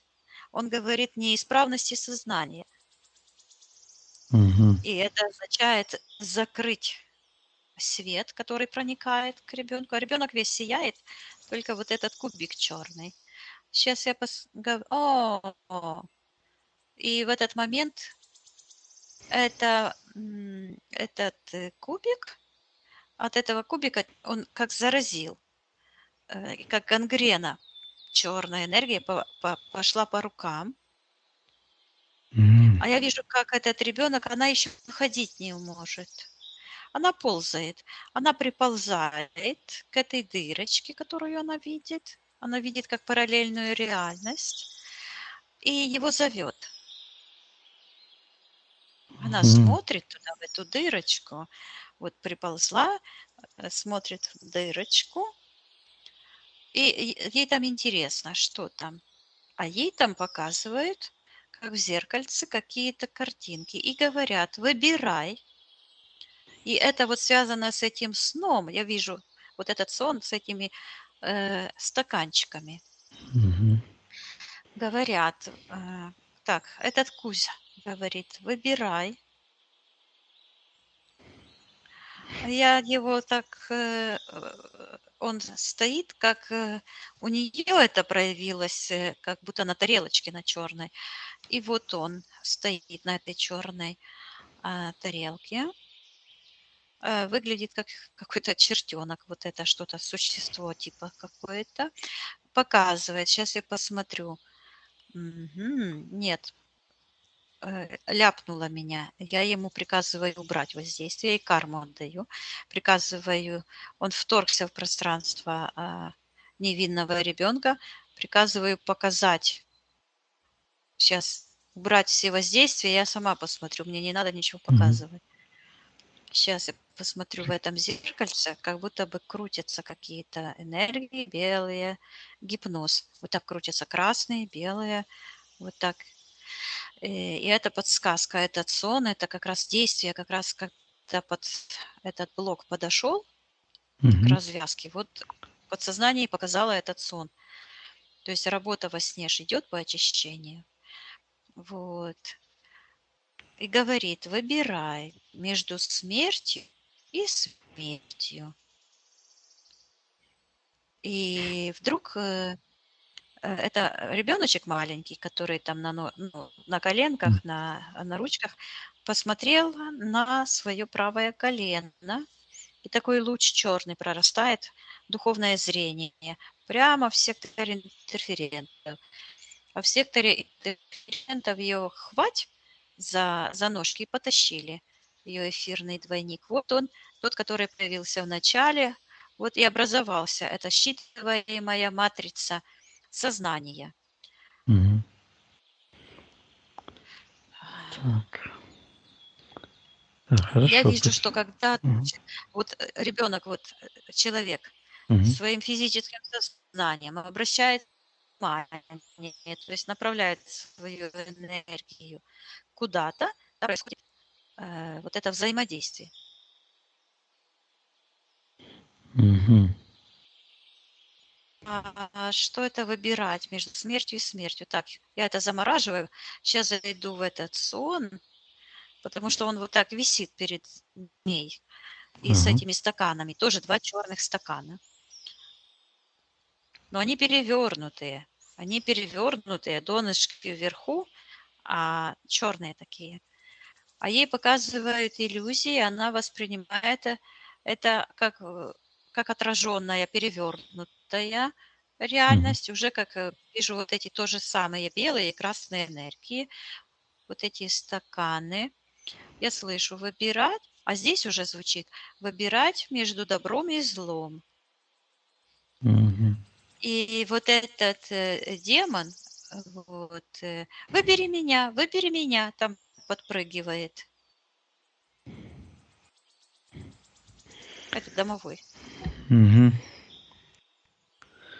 И Да. вижу, как... а, так, а что происходило на подсознательном уровне? Ну, да это же интересно. Как будто бы ничего особенного. Ребенок увидел параллельную реальность. Что она приняла?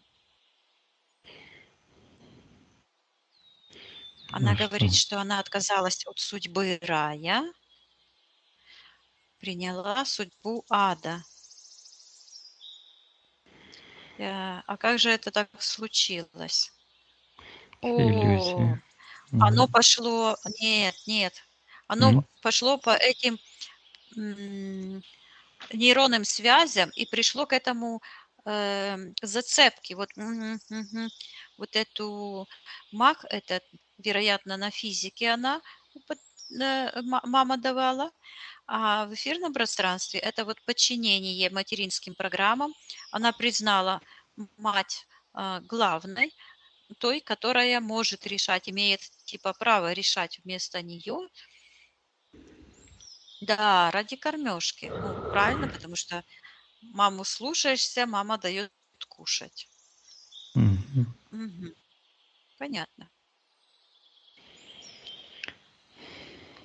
Так, хорошо. Пусть Людмила зайдет своим сознанием в тот момент, от матери скажет забирать ее воздействие, и всем интерферентам прикажет убрать их иллюзии.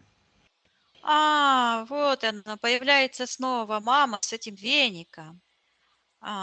Эти эзотерические штучки. Мама что-то, какие-то приметы с веником. И на этом венике как будто бы этот домовой и сидит. Вот что-то с этим связано. И я показываю это маленькой Людочке, и она вдруг растет, становится большая, ну и говорит: мама, ты дура. Я говорю, передаю ей, что она может отказаться от этих материнских программ, от этого материнского мировоззрения, очистить ее генетику от любых притязаний материнских программ, отцовских, очистить полностью. Я вижу, как она снимает с себя вот эти, как паутину. И хлоп, эта дырочка в этот портал закрылся,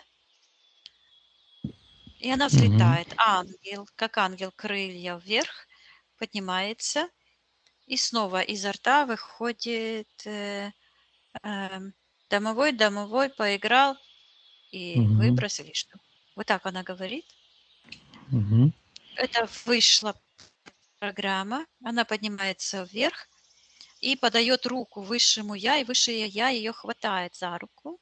И она вышла с этого пузыря, все пространства. Я ей передаю, чтобы она испепелила это пространство информационное, энергоинформационное, наполнила его светом и забрала все ее частицы души из Мгм. тех событий, которые были завязаны именно на этих событиях.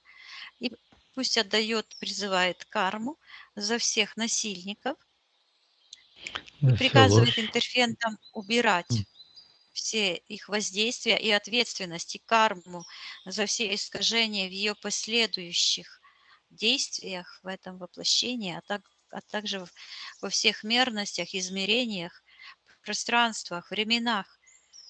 И вижу, как стрелки часов, пух, и улетели. Тоже в портал. Мгм. И ребенок в навязанные программы. Вот здесь, с левой стороны, находится ребенок какой-то. Что это за ребенок, Виктория? Считай эфирный ДНК, кто это? Просыпайся, не зевать. Угу. Здесь и сейчас. Здесь и сейчас. Возвращайся. Угу. Кто это, Так, ребенок, Виктория? ребенок. М. Э, Это сейчас какие-то тоже эти программы. Цвет идет уже как терракотовый. Так что это Мгм. считывается убийца, навязывание вины, навязывание кармы, и подключка идет отсюда, в сектор интерферентов, там. Так, Мгм. а что это за переключатель? Мгм. Какой-то черный переключатель,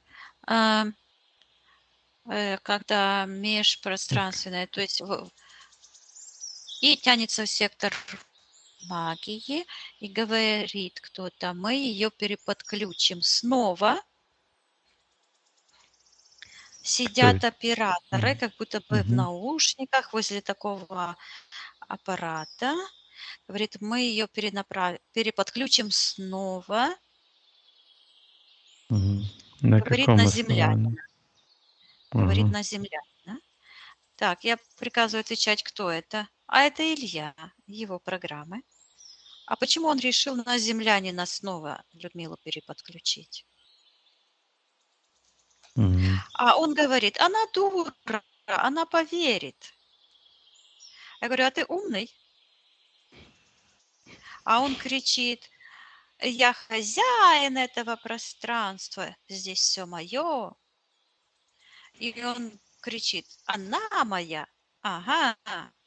Я приказываю ему отдавать. И он вытаскивает как будто бы из сердечной чакры вот так частицу Мгм. ее души, разделенную, как вот этот символ цельнозора, на Ага. слайсы такие порезан. Мгм. И вот ее слепок, вот разрезанный на такие кусочки, слайсы такие. Это то, что я видела, что она вот так, как черные такие эти. И я ему передаю, что пусть он посмотрит на его положение, где он находится. И он находится, знаешь где? В эфирном Мгм. пространстве по отношению к Людмиле. Вдруг Людмила, ее энергосфера вот так стала огромной, а у нее под левой ногой. Так, Мгм. я возвращаюсь, и снова я здесь. И под левой ногой у Людмилы такой черный вот этот кубик. И в этом кубике находится именно этот Илья. И слышу вызывание духов. Илья расценил вот этот интерес, то есть его эти программы подлые, низкие, расценили как вот этот интерес этой неосознанной малышки, как вызывание духов. И вижу, как в пространстве Людмилы, это зацепка, он нашел эту зацепку, естественно, и как эти синие энергии разноцветные, вот, как будто на нее напали, как будто на нее такие нити какие-то плоские, широкие накинули, и она начинает в этом бороться. И вижу, Мгм. подсовывает вот этот сон, где приоткрывают дверь. На самом деле это подсознание дает знать, что кто-то пролазит, а это Илья. Вот этого землянина, вот эту а, матрицу Мгм. проталкивает через эти, мешает очистить свое сознание абсолютно. Мы должны быть абсолютно чистыми от заблуждений. И я вижу, что то, что Людмила сегодня сделала оговорку, это не случайно. Это как раз подсказка подсознания, от чего нужно. То есть нужно прислушиваться, что мы говорим. Тогда мы находим эти зацепки. Мгм. Вот. И вот этот я передаю Людмиле, что Людмила уже много раз отказывалась от вызывания помощников. И вижу, вот этот сын стоит возле нее, а как программа. И он смотрит, вот что интересно, ее сын с его программами смотрит именно на этот символ цельнозора. А когда он смотрит в этих программах, в этом считывается курить, курить, ну, как бы Мгм. с таким больше Гипноз. курить, курить, Мгм. курить, гипноз. Да, именно то, что это ответ вот на энергетические посылы Людмилы. Она хочет помочь сыну и понимать, что если он перестанет курить, он поправит свое здоровье физическое, значит и психическое и так дальше.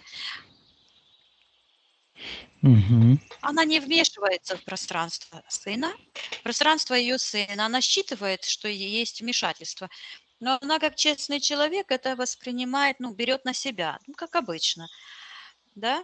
Но на самом деле вмешивается в пространство вот эта магическая составляющая, это матрица. И снова я вижу с этими щупальцами эту абракадабру. Вот этот Илья, цельнозор. Вижу снова эту ситуацию. Людмила как бы сидит и рисовала этот символ, а потом смотрит и видит эту змею черную, которая из этого символа. И она дает эту бумажку и говорит сыну: иди выбрось в помойное ведро. И говорит: мы от этого отказываемся.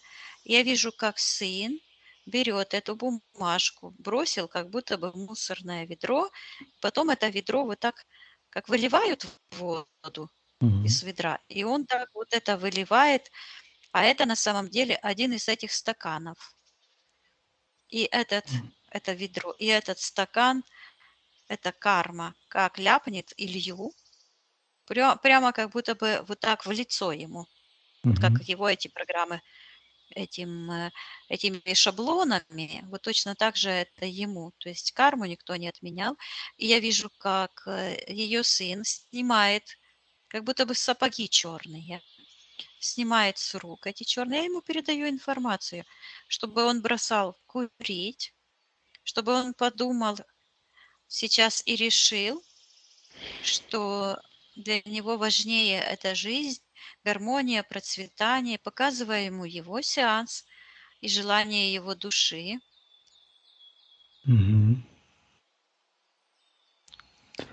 Вот, и передаю, чтобы он выталкивал эти чужеродные программы, отказывался, он стирает вот этот символ полностью.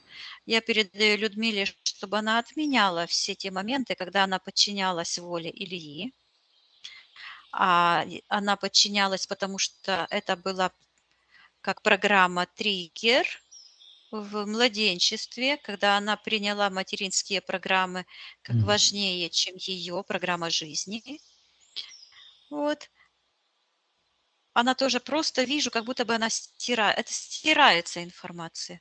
Вот просто стирается. Вот эти Мгм. все энергии от нее как будто бы вот так идет, все стирается, все стирается. Я ей передаю, чтобы она стерла все до основания. А он подкаблучник считывается, Илья. Почему? Потому что он зависим от кармических, от кармы. Мгм. Он притягивается, то есть каждый, кто работает в сфере эзотерической, должен понимать, что он подкаблучник тех программ, кармы, человека, то есть он ничтожество, он ничто, потому что воля человека – это все. И сейчас Людмила, я вижу, в младенчестве вот берет этот кубик, просто засовывает в Мгм. этот портал, эта метла уходит, вижу, как раскручивается вот эти, которые закручивалась такая, как будто книжки или пластины такие вокруг нее. Это все раскручивается, уходит, она поднимается вверх, а эти считываются как предубеждение. Да, то есть оценить Мгм. что-то заранее, дать оценку, не распознавая. Вот эта программа уходит в сектор магии, просто булькает, слышу, как этот унитаз в воду спускается. Я передаю Людмиле, она берет, чиркает, как будто спичку и сжигает все эти. Она говорит, что сжигает все мосты и берет эту книгу, эту пластину, которая называется «Землянин», и как стукнет ею о какой-то рог. И она разбилась, и она руки вот так вот потирает. Я ей передаю, чтобы она сейчас, у нее имплант на левой руке. Она как будто бы что-то держит. Этот имплант, это программы, притягивающие ли, вижу, ну, сейчас не так же уже прямо. Что-то я кости увидела. Сустав, вот этот сустав. И эта рука как будто бы костяная такая, кости вижу, как скелет. И какая-то она длинная, и вот такие костяшки, тянется вот так эта рука в сектор интерферентов. Это имплант. Так, это программа запечатывающая какая-то. Сейчас. А что эта рука это делает? Я слышу прикормка. Держит в руке этот куб черный. Прикормка. Прикармливает кого-то. Я спрашиваю, кого это она там прикармливает. Вижу, как она вот так заглядывает туда, в эгрегор безобразия, то есть в этот антимир, в эту матрицу сознания Люцифера заглядывает. Так. Я сейчас смотрю, когда это она там, почему она до сих пор оттуда не вышла. И вижу в ее пространстве, вот именно здесь, перед ее глазами, такой, как круг, разделенный на такие вот красного цвета, терракотового, на такие сегменты. Колесо удачи. Так, кому принадлежит? В секторе магии эта подключка идет. Кто в секторе И там магии снова находится? слышу переключатель. Я вижу, что там какой-то переключатель, и ее сознание вот так вот, как, знаешь, как переключатель, цок-цок, переключает. Откуда появился этот переключатель у Людмилы в ее пространстве? Я слышу эгрегор фантазий, люциферианских фантазий, измененное сознание. Вижу медитации, групповые медитации, эгрегор совмещенного сознания. Вижу вот так, замешивание, смешивание генетическое, энергии все имеют генетические коды, идет смешивание с чужими энергиями. Слышу, отключить от сознания собственного.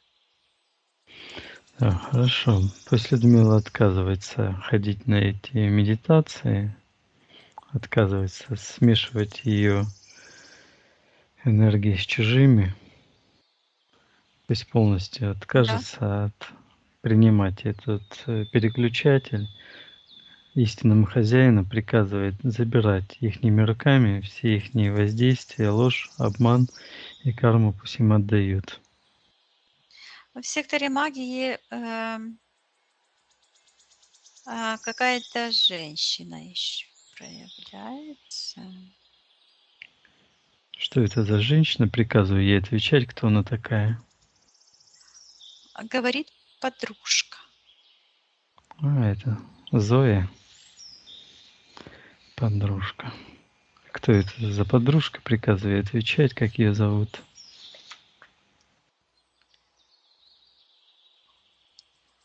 Она говорила Лиза, и я считывала Лиза. А когда ты сказал Зоя, Мгм. то как будто бы дух с нее такой, как вылетел злой. И такую табличку, на которой написано Лиза, разбил со злости Мгм. и кричит: Зоя, Зоя! Так, приказывает этой Зое отвечать, что она делает в пространстве Людмилы. Она говорит, морочу ей голову.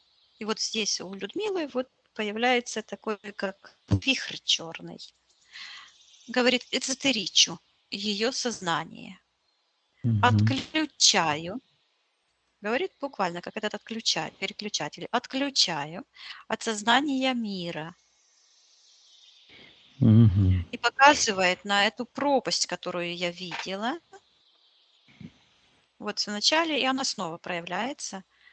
Говорит, подключаю ее, ну, слышит, уведу М. ее в прірву. В прірву – это пропасть. Мгм. Ну, от слова пропасть, там, где пропадают души. Они пропадают, потому что Мгм. они расчленяются на мелкие части, фракции, которые уже не способны к возрождению. Мгм. Спроси у Людмилы, нужна ей такая подруга? И Людмила смотрит, а вокруг ее третьей чакры такая веревка волосатая, такого коричнево-красного цвета. Вот так Мгм. намотана много-много раз. Я передаю Людмиле, чтобы она обнаружила эту подключку. А где? Мгм. Где это? Ага. И вижу М. снова вот этот медитации. Это то, что Людмила рассказывала. Они Мгм. совместились, энергии этой подружки с энергиями ее. То есть я слышу, что буквально считывается, что Людмила воплотила эту Лизу, она считывается Лиза, Луиза, Мгм. Зоя. А почему эти имена идут? Сейчас я проверю. Мгм. Я слышу обман. Это неспособность различать. Это для того, чтобы... Это кто-то другой, это не я. Нас здесь не было. Вот Мгм. так. И Людмила я не вижу, понимает, да, Людмила из-за вот так этих. поднимается. Не, понимает. Ну, сейчас, да. Ну, Мгм. Ладно. поднимается М. вверх, а эта веревка раскручивается. Она плотно вот сидела на талии, так что ее вот так как раз буквально слышу раздробила. Вот. Я приказываю этой Зое убирать ее воздействие, потому что она находится в секторе магии, и она вторглась в пространство Людмилы. Мгм. Приказываем ей убирать все ее воздействия, ложь, обман, который она. Эта Людмила кричит, то есть ее божественная часть кричит. Я отказываюсь воздействовать на Людмилу. Я ей передаю информацию, что она получит карму вместе с этими демонами, демоническими программами, если она не откажется воздействовать. И Мгм. пусть она передает, если она хочет, потому что это не наше дело.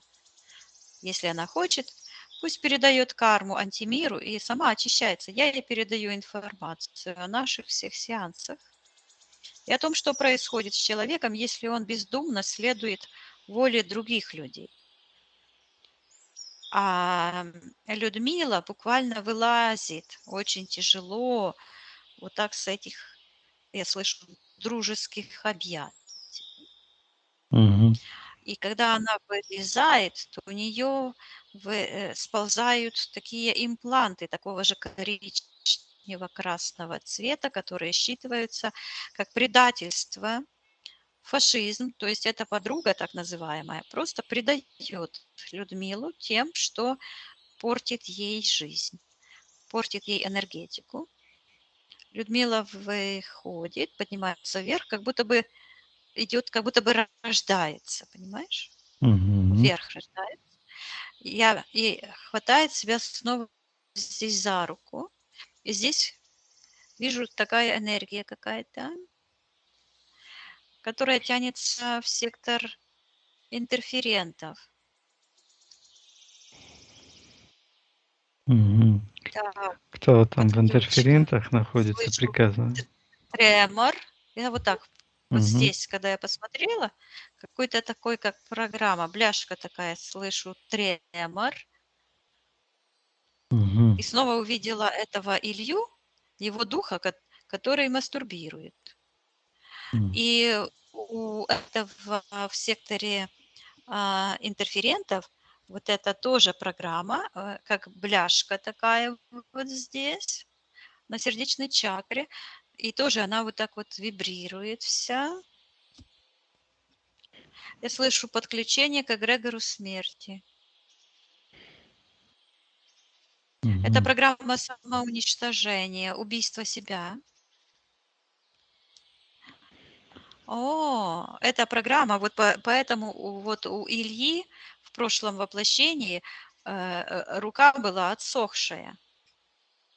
Не успел с предыдущего воплощения перебросить карму и получил. Между воплощениями научился, перебросил карму во время жизни, да, подчинил миллионы смерти, убил миллионы людей голодоморами, убийствами, репрессиями, в войнах, перебросил карму, потому что те, кто добровольно соглашался умереть от его рук, приняли его карму.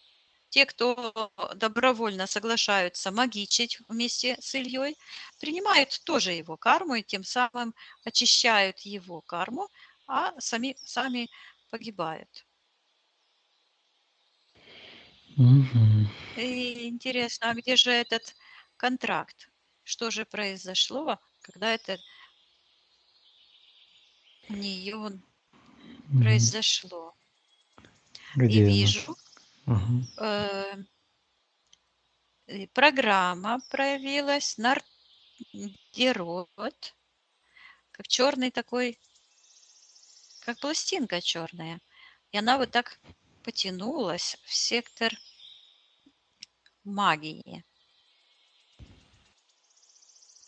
Так, кто находится в секторе магии? Приказываю проявиться. В секторе магии черной, как коробка, квадратная черная. Мгм. Та же А коробка. учитывается, да, Мгм. тоже, только такая какая-то с крышкой уже. Крышка такая, как светится, не черная. Сейчас я посмотрю, что это за крышка. На этой крышке растянута энергосфера, как для считывания. Эфирный слепок Людмилы. Мгм. Считывается как ларец. Я открываю этот ларец. Внутри стоит яйцо посередине этого это все пустота черная. Просто считывается, что куб такой, куб. Так, Посередине этого куба находится яйцо. яйцо. Такое стоит. Яйцо. Мгм. Внутри этого яйца находится такой жгутик какой-то черный. Мгм. Что это за жгутик? Я слышу связь между мирами. Отключиться. Отключка. И проявляется ее высшее я, как ангел в длинных Мгм. одеждах и левой ногой, как каблук, имеет такой же кубик такой под ногой, и она стучит в антимир туда этим кубиком. Говорит: откройте, я иду. Ого. И в этот момент такой свет, как будто бы какая-то планета вот так сиганула вниз, Мгм. Говорит, постойте. Куда-то она прилетела. Так. Кого-то останавливает. Сейчас. Говорит, постойте. Мгм. И я вижу какой-то человек, который как бы привязан.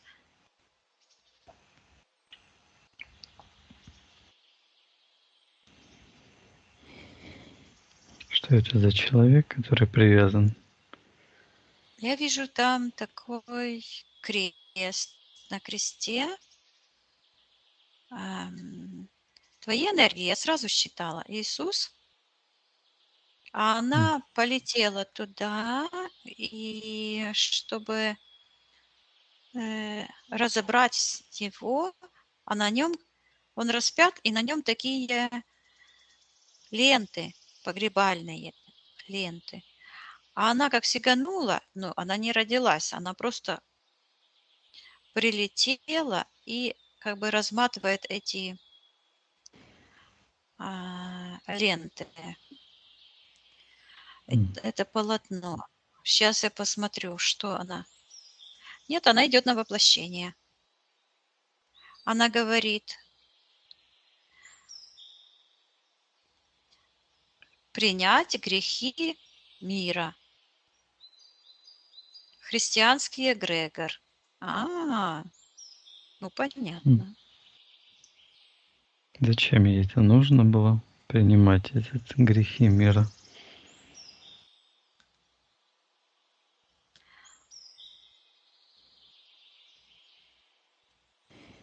Сейчас я посмотрю, что вообще ничего не понятно.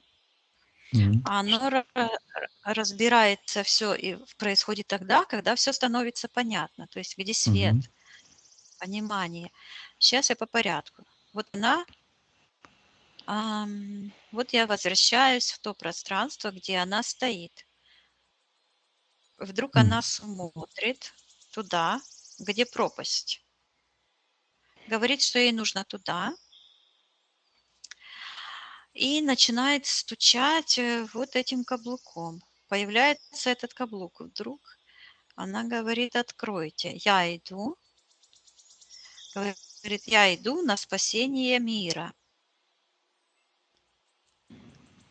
И я Мгм. вижу, как она в секторе интерферентов, это символ христианства.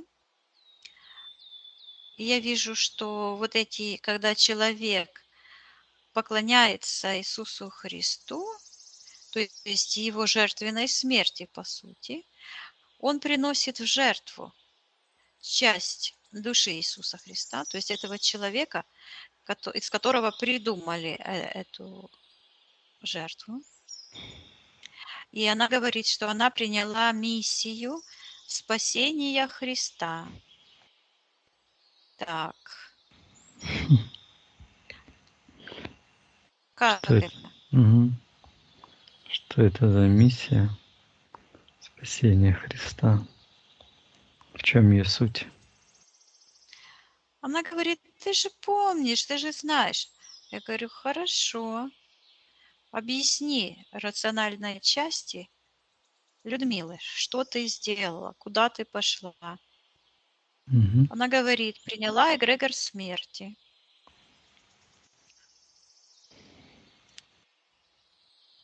И этот имплант появляется. Я ей говорю, чтобы она показала, что она сделала, как это М. произошло. Она показывает, что она делает так. С этого символа распятого Христа она снимает эти погребальные ленты и накладывает себе вот сюда, на сустав, на левую руку.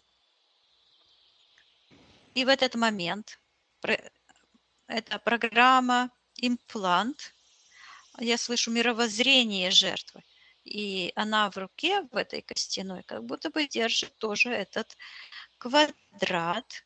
Считывается вот этот жгутик, срощенность со смертью, срощенность, генетическая ответственность, родовой дефект, родовое согласие. Хорошо.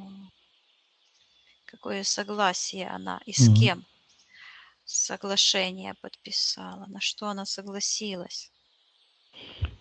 Где Она это там? говорит, принять Мгм. смерть ради спасения мира. Я спрашиваю ее, каким образом это взаимосвязано. Как она одна может спасти мир? Она мне говорит, ты что, дура? И показывает.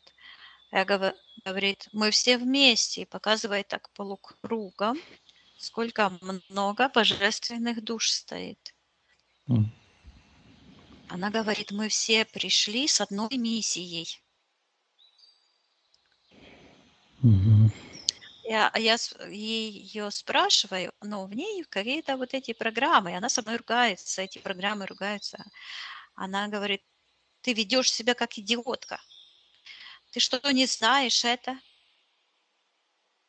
Мы здесь все вместе. То есть идет вперемешку. Я вижу это воздействие из сектора интерферента и сектора магии. В секторе магии находится, я слышу, ударить по лбу,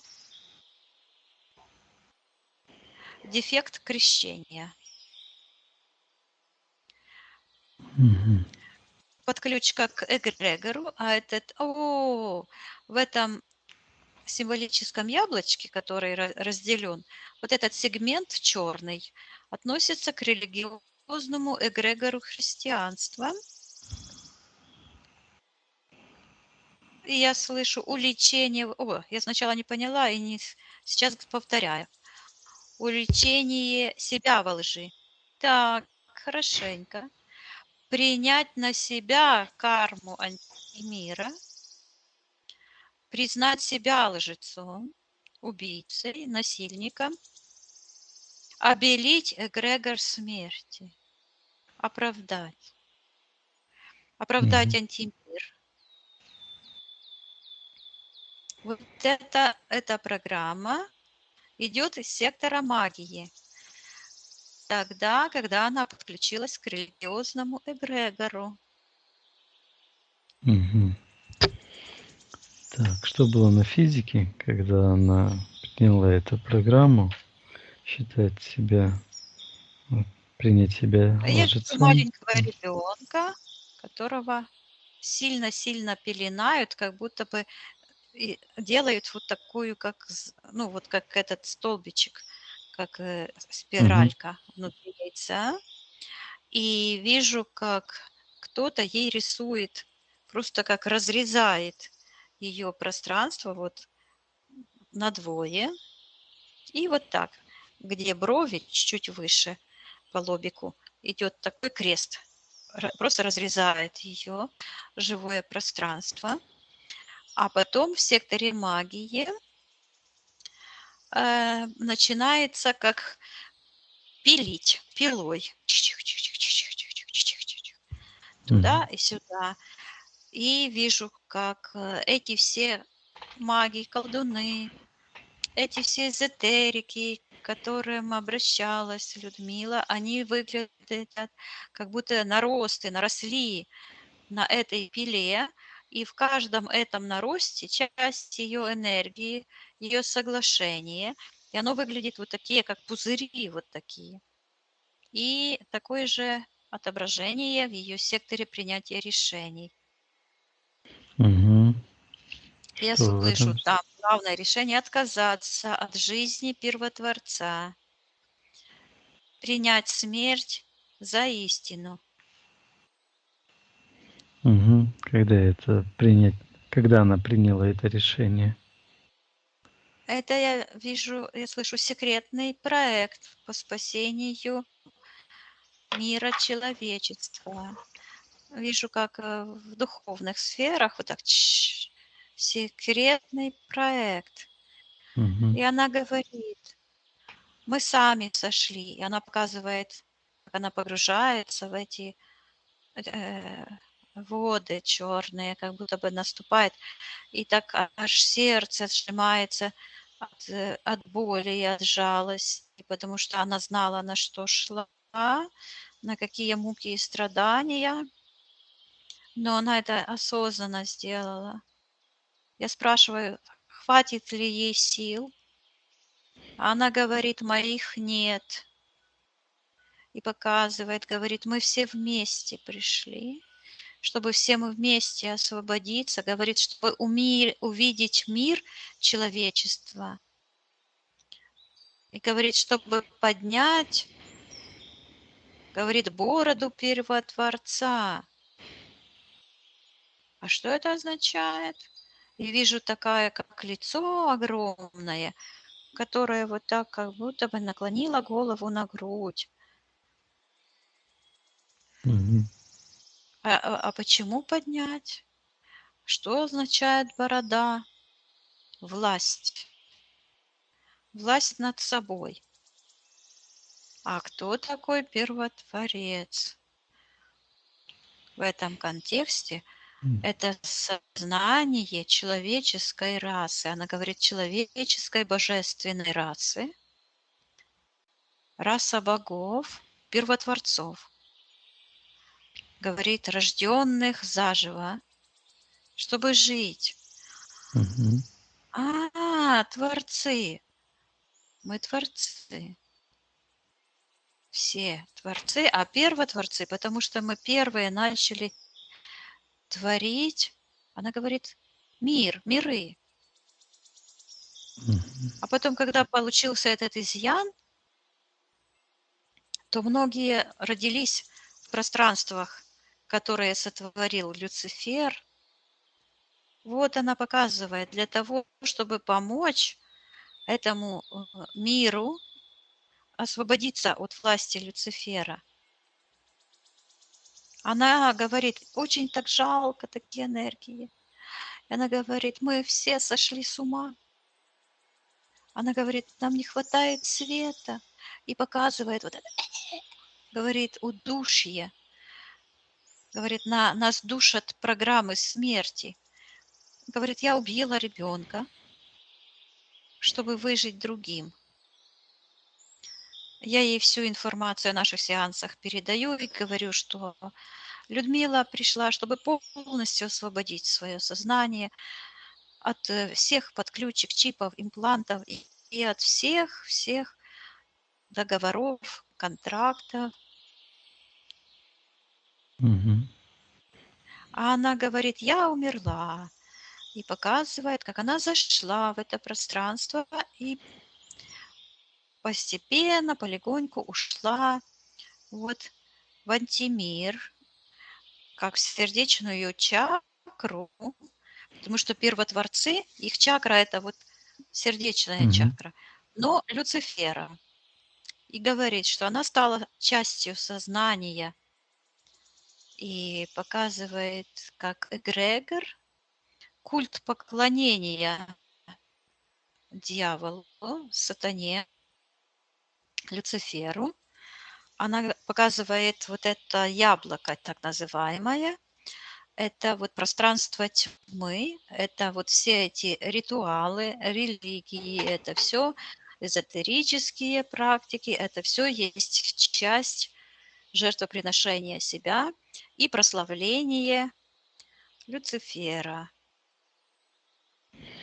И вдруг Мгм. она, пух, как возникла откуда-то, а возникла она вот там, в том моменте, когда ей рисуют этот христианский символ, и говорит, а теперь я проснулась, говорит, ожила,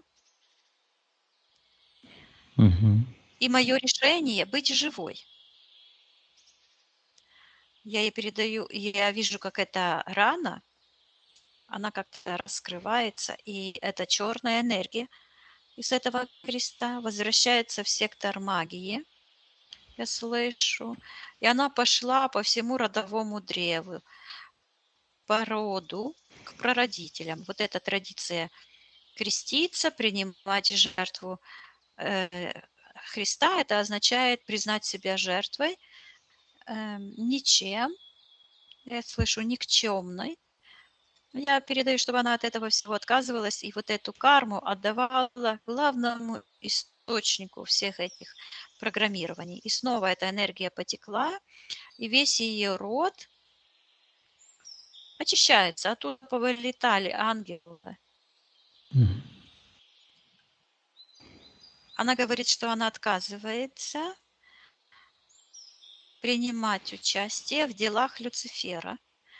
И в этот момент эта костяная рука отваливается, эта программа, и у нее рука превращается в крыло.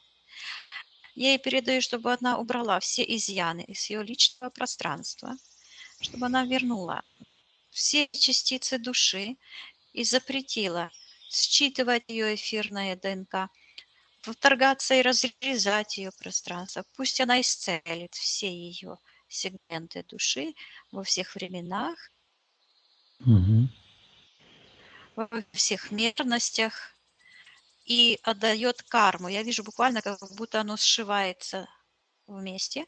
Я ей передаю, чтобы она карму отдавала всем насильникам, возвращала себе силу, гармонию, процветание, передавала информацию ее божественному сыну, отказывалась убивать в любых воплощениях нерожденных детей, отсоединялась от эгрегора смерти нерожденных и высвобождала все частицы души, всех ее детей во всех воплощениях и М.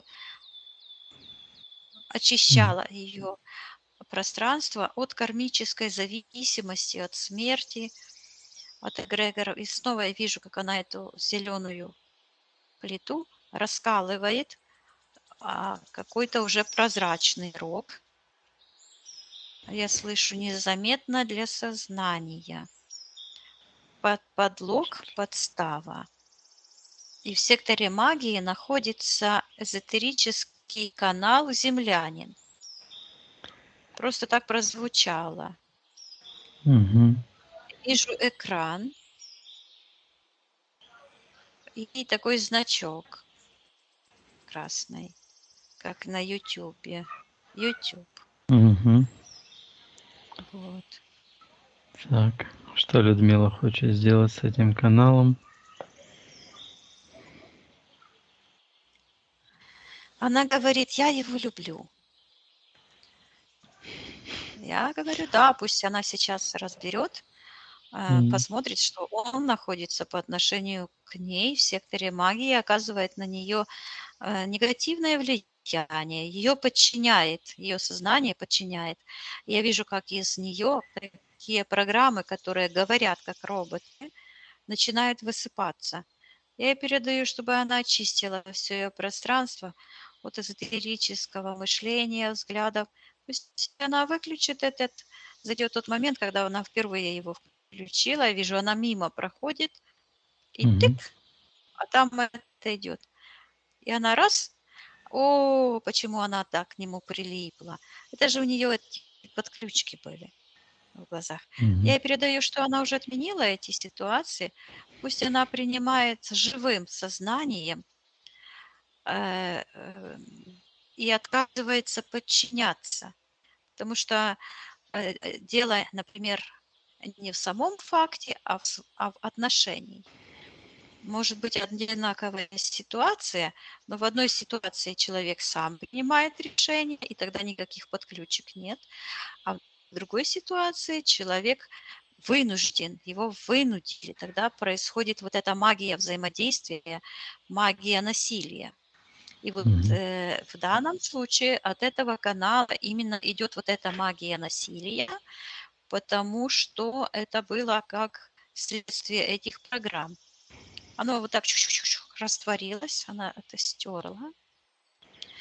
То есть во всем нужно ну, включать внутреннего критика. Это же не означает, что мы не смотрим там что-то, да, мы все смотрим, все Мгм. читаем, но включать нужно собственную волю для того, чтобы сохранять свой баланс внутренний. Она так расширилась, М. поднимается вверх. Мгм. Она говорит, я отказываюсь плевать в себя. и у нее изо рта как будто бы такие какие-то блестящие бляшки вылетают. Мгм. Пусть очищает ее пространство от всех чужеродных энергий. Всю карму отдает истинным виновникам.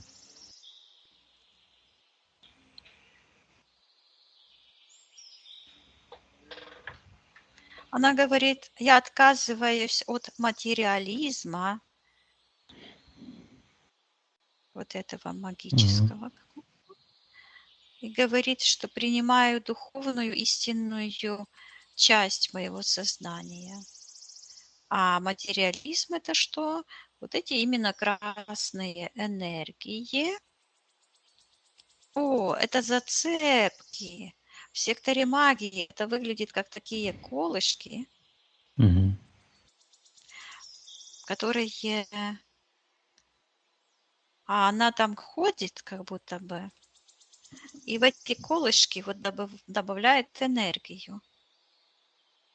Я передаю, чтобы она отказалась от любых подключек, чипов, имплантов и восстановила баланс ее божественного разума, освобождалась полностью и приказывала всем интерферентам и каждому, кто вторгается в ее личное пространство, убирать их же руками все чипы, импланты, подключки. И вижу, как она разминает руку. Это красная энергия фашизма, предательства себя. Я передаю, чтобы она полностью отказалась от смерти и отказалась от этого контракта. Мгм. И я вижу, как она берет, снимает с этого символического распятия эти тряпки и передает их в сектор интерферентов. О, видишь, как оно работает? Истинным нужно не принимать к себе, а истинным я передаю ей информацию, чтобы она передала по всем ее каналам. Почему-то постоянно Сталин идет. По всем ее каналам жертвам сталинских репрессий и жертвам люциферианского насилия, всем эгрегорам, пусть она передаст информацию, пусть все освобождаются, сама выходит и расторгает все контракты и отсекает все подключки, утери энергии и возвращает ее собственную энергию. И в этот момент вижу, как этот ларец что-то начинает оживать в секторе магии. Это программа такая, ларец. Там лицо оживилось, Мгм. и я вижу, как к ее лицу такие, как прищепки какие-то и подключки. Я передаю ей, видит ли она, что ее считывали много раз, те программы. Так, сейчас что это за крючки и эти прищепки? Я слышу Мгм. содействие антимиру. Вот это, что она ходила, как будто бы сажала что-то. Я передаю, что ее рациональная часть уже давным-давно все поотменяла. Пусть она очищает свое рациональное и духовное, и подсознательное сознание во всех измерениях. И вижу, как это лицо возвращается к ней, очищенное, а эти все привязки падают. Мгм. И это плоское лицо становится шарообразным и с ней срастается. И черные глаза, эти привязки уходят, и она вот так поворачивается как-то влево и стягивает эту, как перчатка, которая была одета на руку. Я ей передаю, чтобы она вернула живость ее божественной руке и этому тремору приказала убраться к источнику и вернула свою божественную часть. И она берет вот там ее божественное я в секторе миссии, выходит из этой воды черной и расстилает, где-то вода черная была, такой как лист бумаги, и говорит, мы пересматриваем наши контракты, и друг на друга смотрят, и то же самое делают. все эти, которые там стоят, ангелы, Мгм. говорят, все пересматривают свои контракты. Я ее спрашиваю, что это означает. И она показывает, как в ее сердечной чакре, в ее высшем я находится, она говорится, крупица дьявола. Говорит, и вдруг я увидела от каждого, кто стоит вот так по кругу, у каждого есть эта крупица, и вот они все связаны единой, как такой сеточкой. Вот. А в том антимире наоборот, вот эти божественные части, и там тоже божественная сеть, помощь друг другу. И все Мгм. пересматривают и говорит, мы все вот так хором в один момент расторгаем свои контракты присутствия в антимире. Расторгаем все вместе, все контракты, присутствие в антимире. И в этот момент я вижу, как чужеродные эти роботизированные программы из этих богов начинают, вот как будто бы лица поворачиваются, эти лица пух, уходят. Отдаем карму, расторгаем все контракты своего присутствия в антимире, убираем свою собственную энергию, растворяем, расчищаем все то пространство, которое было нами создано по образцу антимира, и превращаем все в мир, гармонию, святость и чистоту, распространяем энергию святости. И такое впечатление, что Людмила как будто бы проснулась. И окончательно вот этот маг изо рта выходит. И я передаю, ее энергия вернулась, и она вот так как хлопнула себя по груди и поднимается вверх, и все поднимаются вверх. Я вижу, как это работает. Мы все друг друга, и все, вот было черное такие связи, да, а светлые вот так. Теперь повернулось наоборот. И все светлые потянулись вверх, а темные отпадают. То есть, когда мы решаем быть свободными, чистыми, да, и отвергаем программы жертвы, подчинение программам смерти, тогда мы прекращаем помогать антимиру и их демоническим структурам подниматься по ступеням эволюции вверх. Мгм. Вот. Хорошо. Я передаю Людмиле, чтобы она полностью очистила ее физическое тело, ее физическое сознание. Я вижу, как она ремонтирует свою руку. Еще какая-то подключка. Именно вот отсюда идет. Как-то к спине, через спину, между лопаток, какой-то нерв, в сектор магии. Так, кто в секторе магии приказываю проявиться.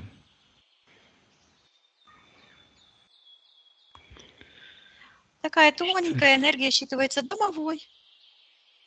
Мгм. То есть Я Людмила ему отказывается от приказываю этих всех. убраться, да, потому что он нарушил Мгм. законы живого всесвіту, и он Мгм. помогает антимиру, и пусть убирается прочь. Я передаю, что он находится в секторе магии, и сейчас Людмила его может просто уничтожить. И я вижу, как она берет веник и просто веником, вместе с этим веником убирает это в портал на утилизацию, поднимается вверх, просто вылазит из какого-то портала. И вижу, как эта девочка вылезла с этого портала и Мгм. нашла там жемчужину. Она говорит, что нашла свое собственное сознание и радуется.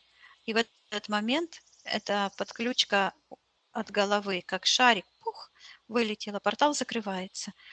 А она вот так двумя руками держит, как символ силы,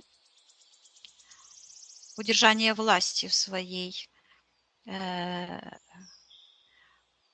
в своем пространстве, и Мгм. вот это лицо, которое опущено, она как будто бы накормила его или напоила, и поднимает бороду, говорит, поднимает, возвращает силу, поднимает силу живого сознания человечества. Мгм. Это символизирует божественное сознание, а оно удрученное тем положением дел, которое есть сейчас, и желает, Мгм. improve, улучшиться. Хорошо. И она находится в секторе миссии, говорит, мы здесь. Ну, говорит, не я, а мы. А я ее Мгм. спрашиваю, кто мы?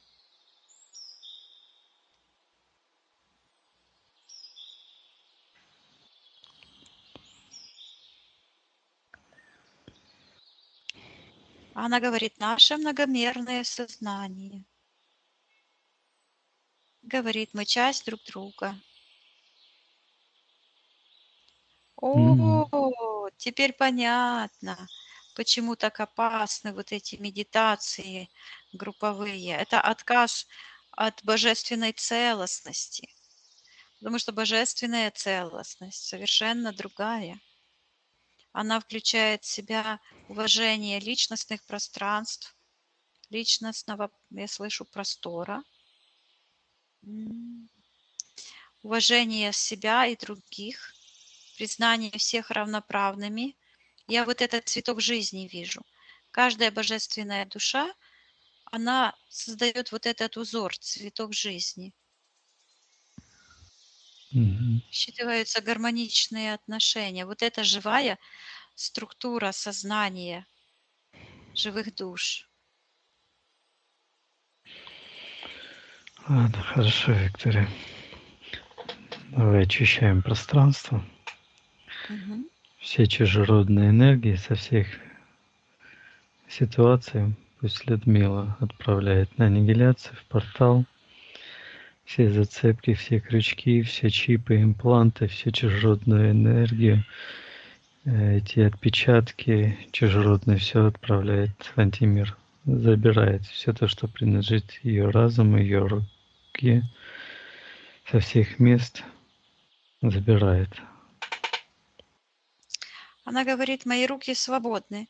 Я вижу, как с левой руки такая, как спираль слетела, прозрачная. Я передаю, чтобы на всех уровнях сознания, подсознания и физического тела очищала свой разум, свое физическое тело от присутствия любых чужеродных энергий.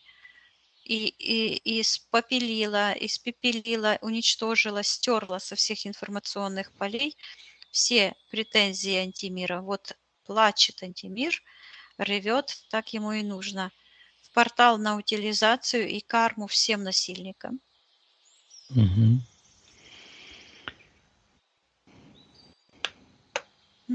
Все происходит. Угу. Хорошо, Виктория. Давай зайдем в тот момент, когда этот процесс до конца.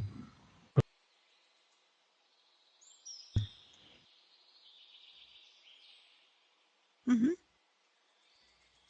Хорошо. Поднимаемся максимально вверх втроем. Да. Мы поднимаемся. Спроси у Людмилы, все ли мы сделали для нее на этом сеансе. Да, она нас благодарит Угу. и говорит, я Хорошо. нашла себя. Все здорово. Благодарим Людмилу, Мгм. Высшее Я.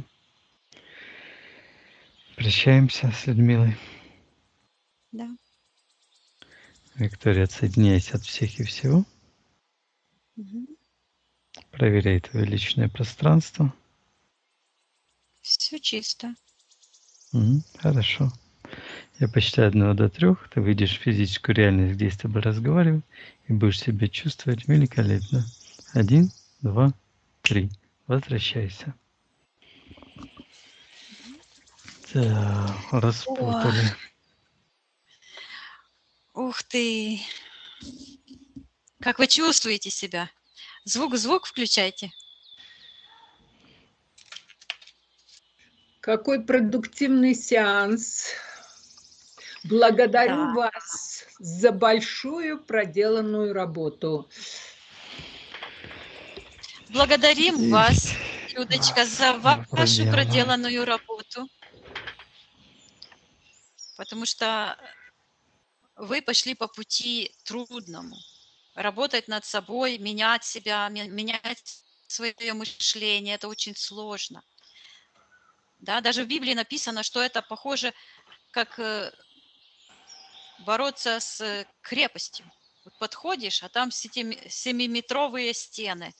Вот точно так же наше мышление это крепость, да, которую трудно, а мы это берем и делаем. Но мы все так пришли. Мы Да, все да, работаем. да. Это точно. Так что и взаимосвязанные, оказывается, очень даже тесно. Да. Благодарю Практически как одно целое. Да. Хорошо, Людочка. А мы можем опубликовать ваше видео? Скажите, Вы пожалуйста. только меня, я там двигаюсь, так, показываю знаки еще Евгению. Так что вы меня так, можно карточку маленькую какую поставить. А так, конечно, то, что такой прогресс уже достигнут, это же важно. Прогресс, да, Точно. это чувствуется. Я Последний, говорю общий прогресс, да, что да, все да. освободились. Я думаю, Идет уже финальное освобождение. да, нужно знать всем, уже порадоваться всем. Да, Мгм. очень Это интересный точно. сеанс. Да. Благодарю. Вы тоже потрудились на славу. Распутали все. Да, Виктория Антон, прям это все разобрала, все, что можно было. Молодец. Так, ну Антон, там, немножко отдохнем. понимаешь, Мгм. как интересно. Я там чувствую, куда смотреть, что Ой. нужно. То есть меня это все ведет. Мгм. Моя вот эта главная цель – помочь себе, помочь людям, помочь миру улучшиться. Вот это Я высшая цель моя и ведет. думаю, Что я и вы благодарю Первого нам Творца. еще помогает. Еще Да. хочу договориться на будущее. Для сына я могу провести сеанс и что-то еще помочь ему? Как Ну, вот ты конечно, можете. говоришь, что... Так, а на что обратить внимание, на какие аспекты, что как? Людочка, смотри, что проявилось в сеансе. Сын стоит, ты сидишь там, рисуешь или вы что-то, этот Я не символ. рисовала на самом деле его. Ну, А, принять, смотри, что означает нарисовать? Это творческий процесс, да, то есть это мгм. принять, это все равно, что нарисовать. Вот картины не было, берешь и рисуешь, и она уже есть. Ничего Да-да. не было, белый листочек, взял ручку, что-то пишешь, и уже договор там есть. Вот это символически, это же не все там буквально нужно воспринимать. То есть нужно посмотреть именно то, что ему мешает. Что еще проявилось в сеансе? Проявилось, что именно это удерживает его, чтобы бросить курить, чтобы начать заниматься саморазвитием, своей душой, здоровьем и так дальше. То есть обратить на это внимание, обратить внимание, отказаться полностью еще на какие-то моменты. Давай сделаем так. Ты напиши аспекты, и мы с тобой проведем еще интервью сначала, а потом уже будем Да, назначать. да, Хорошо? хорошо. Хорошо. Чтобы ты это подумала, ты напишешь, мы с тобой поговорим, и во время разговора что-то всплывет. Так, я уже Да, должна бежать, меня уже вызванивают. хорошо. Благодарю. Хорошо? Да. Всего доброго, Благодарим. Людмила. Пока. Всего Свид- доброго. Пока-пока.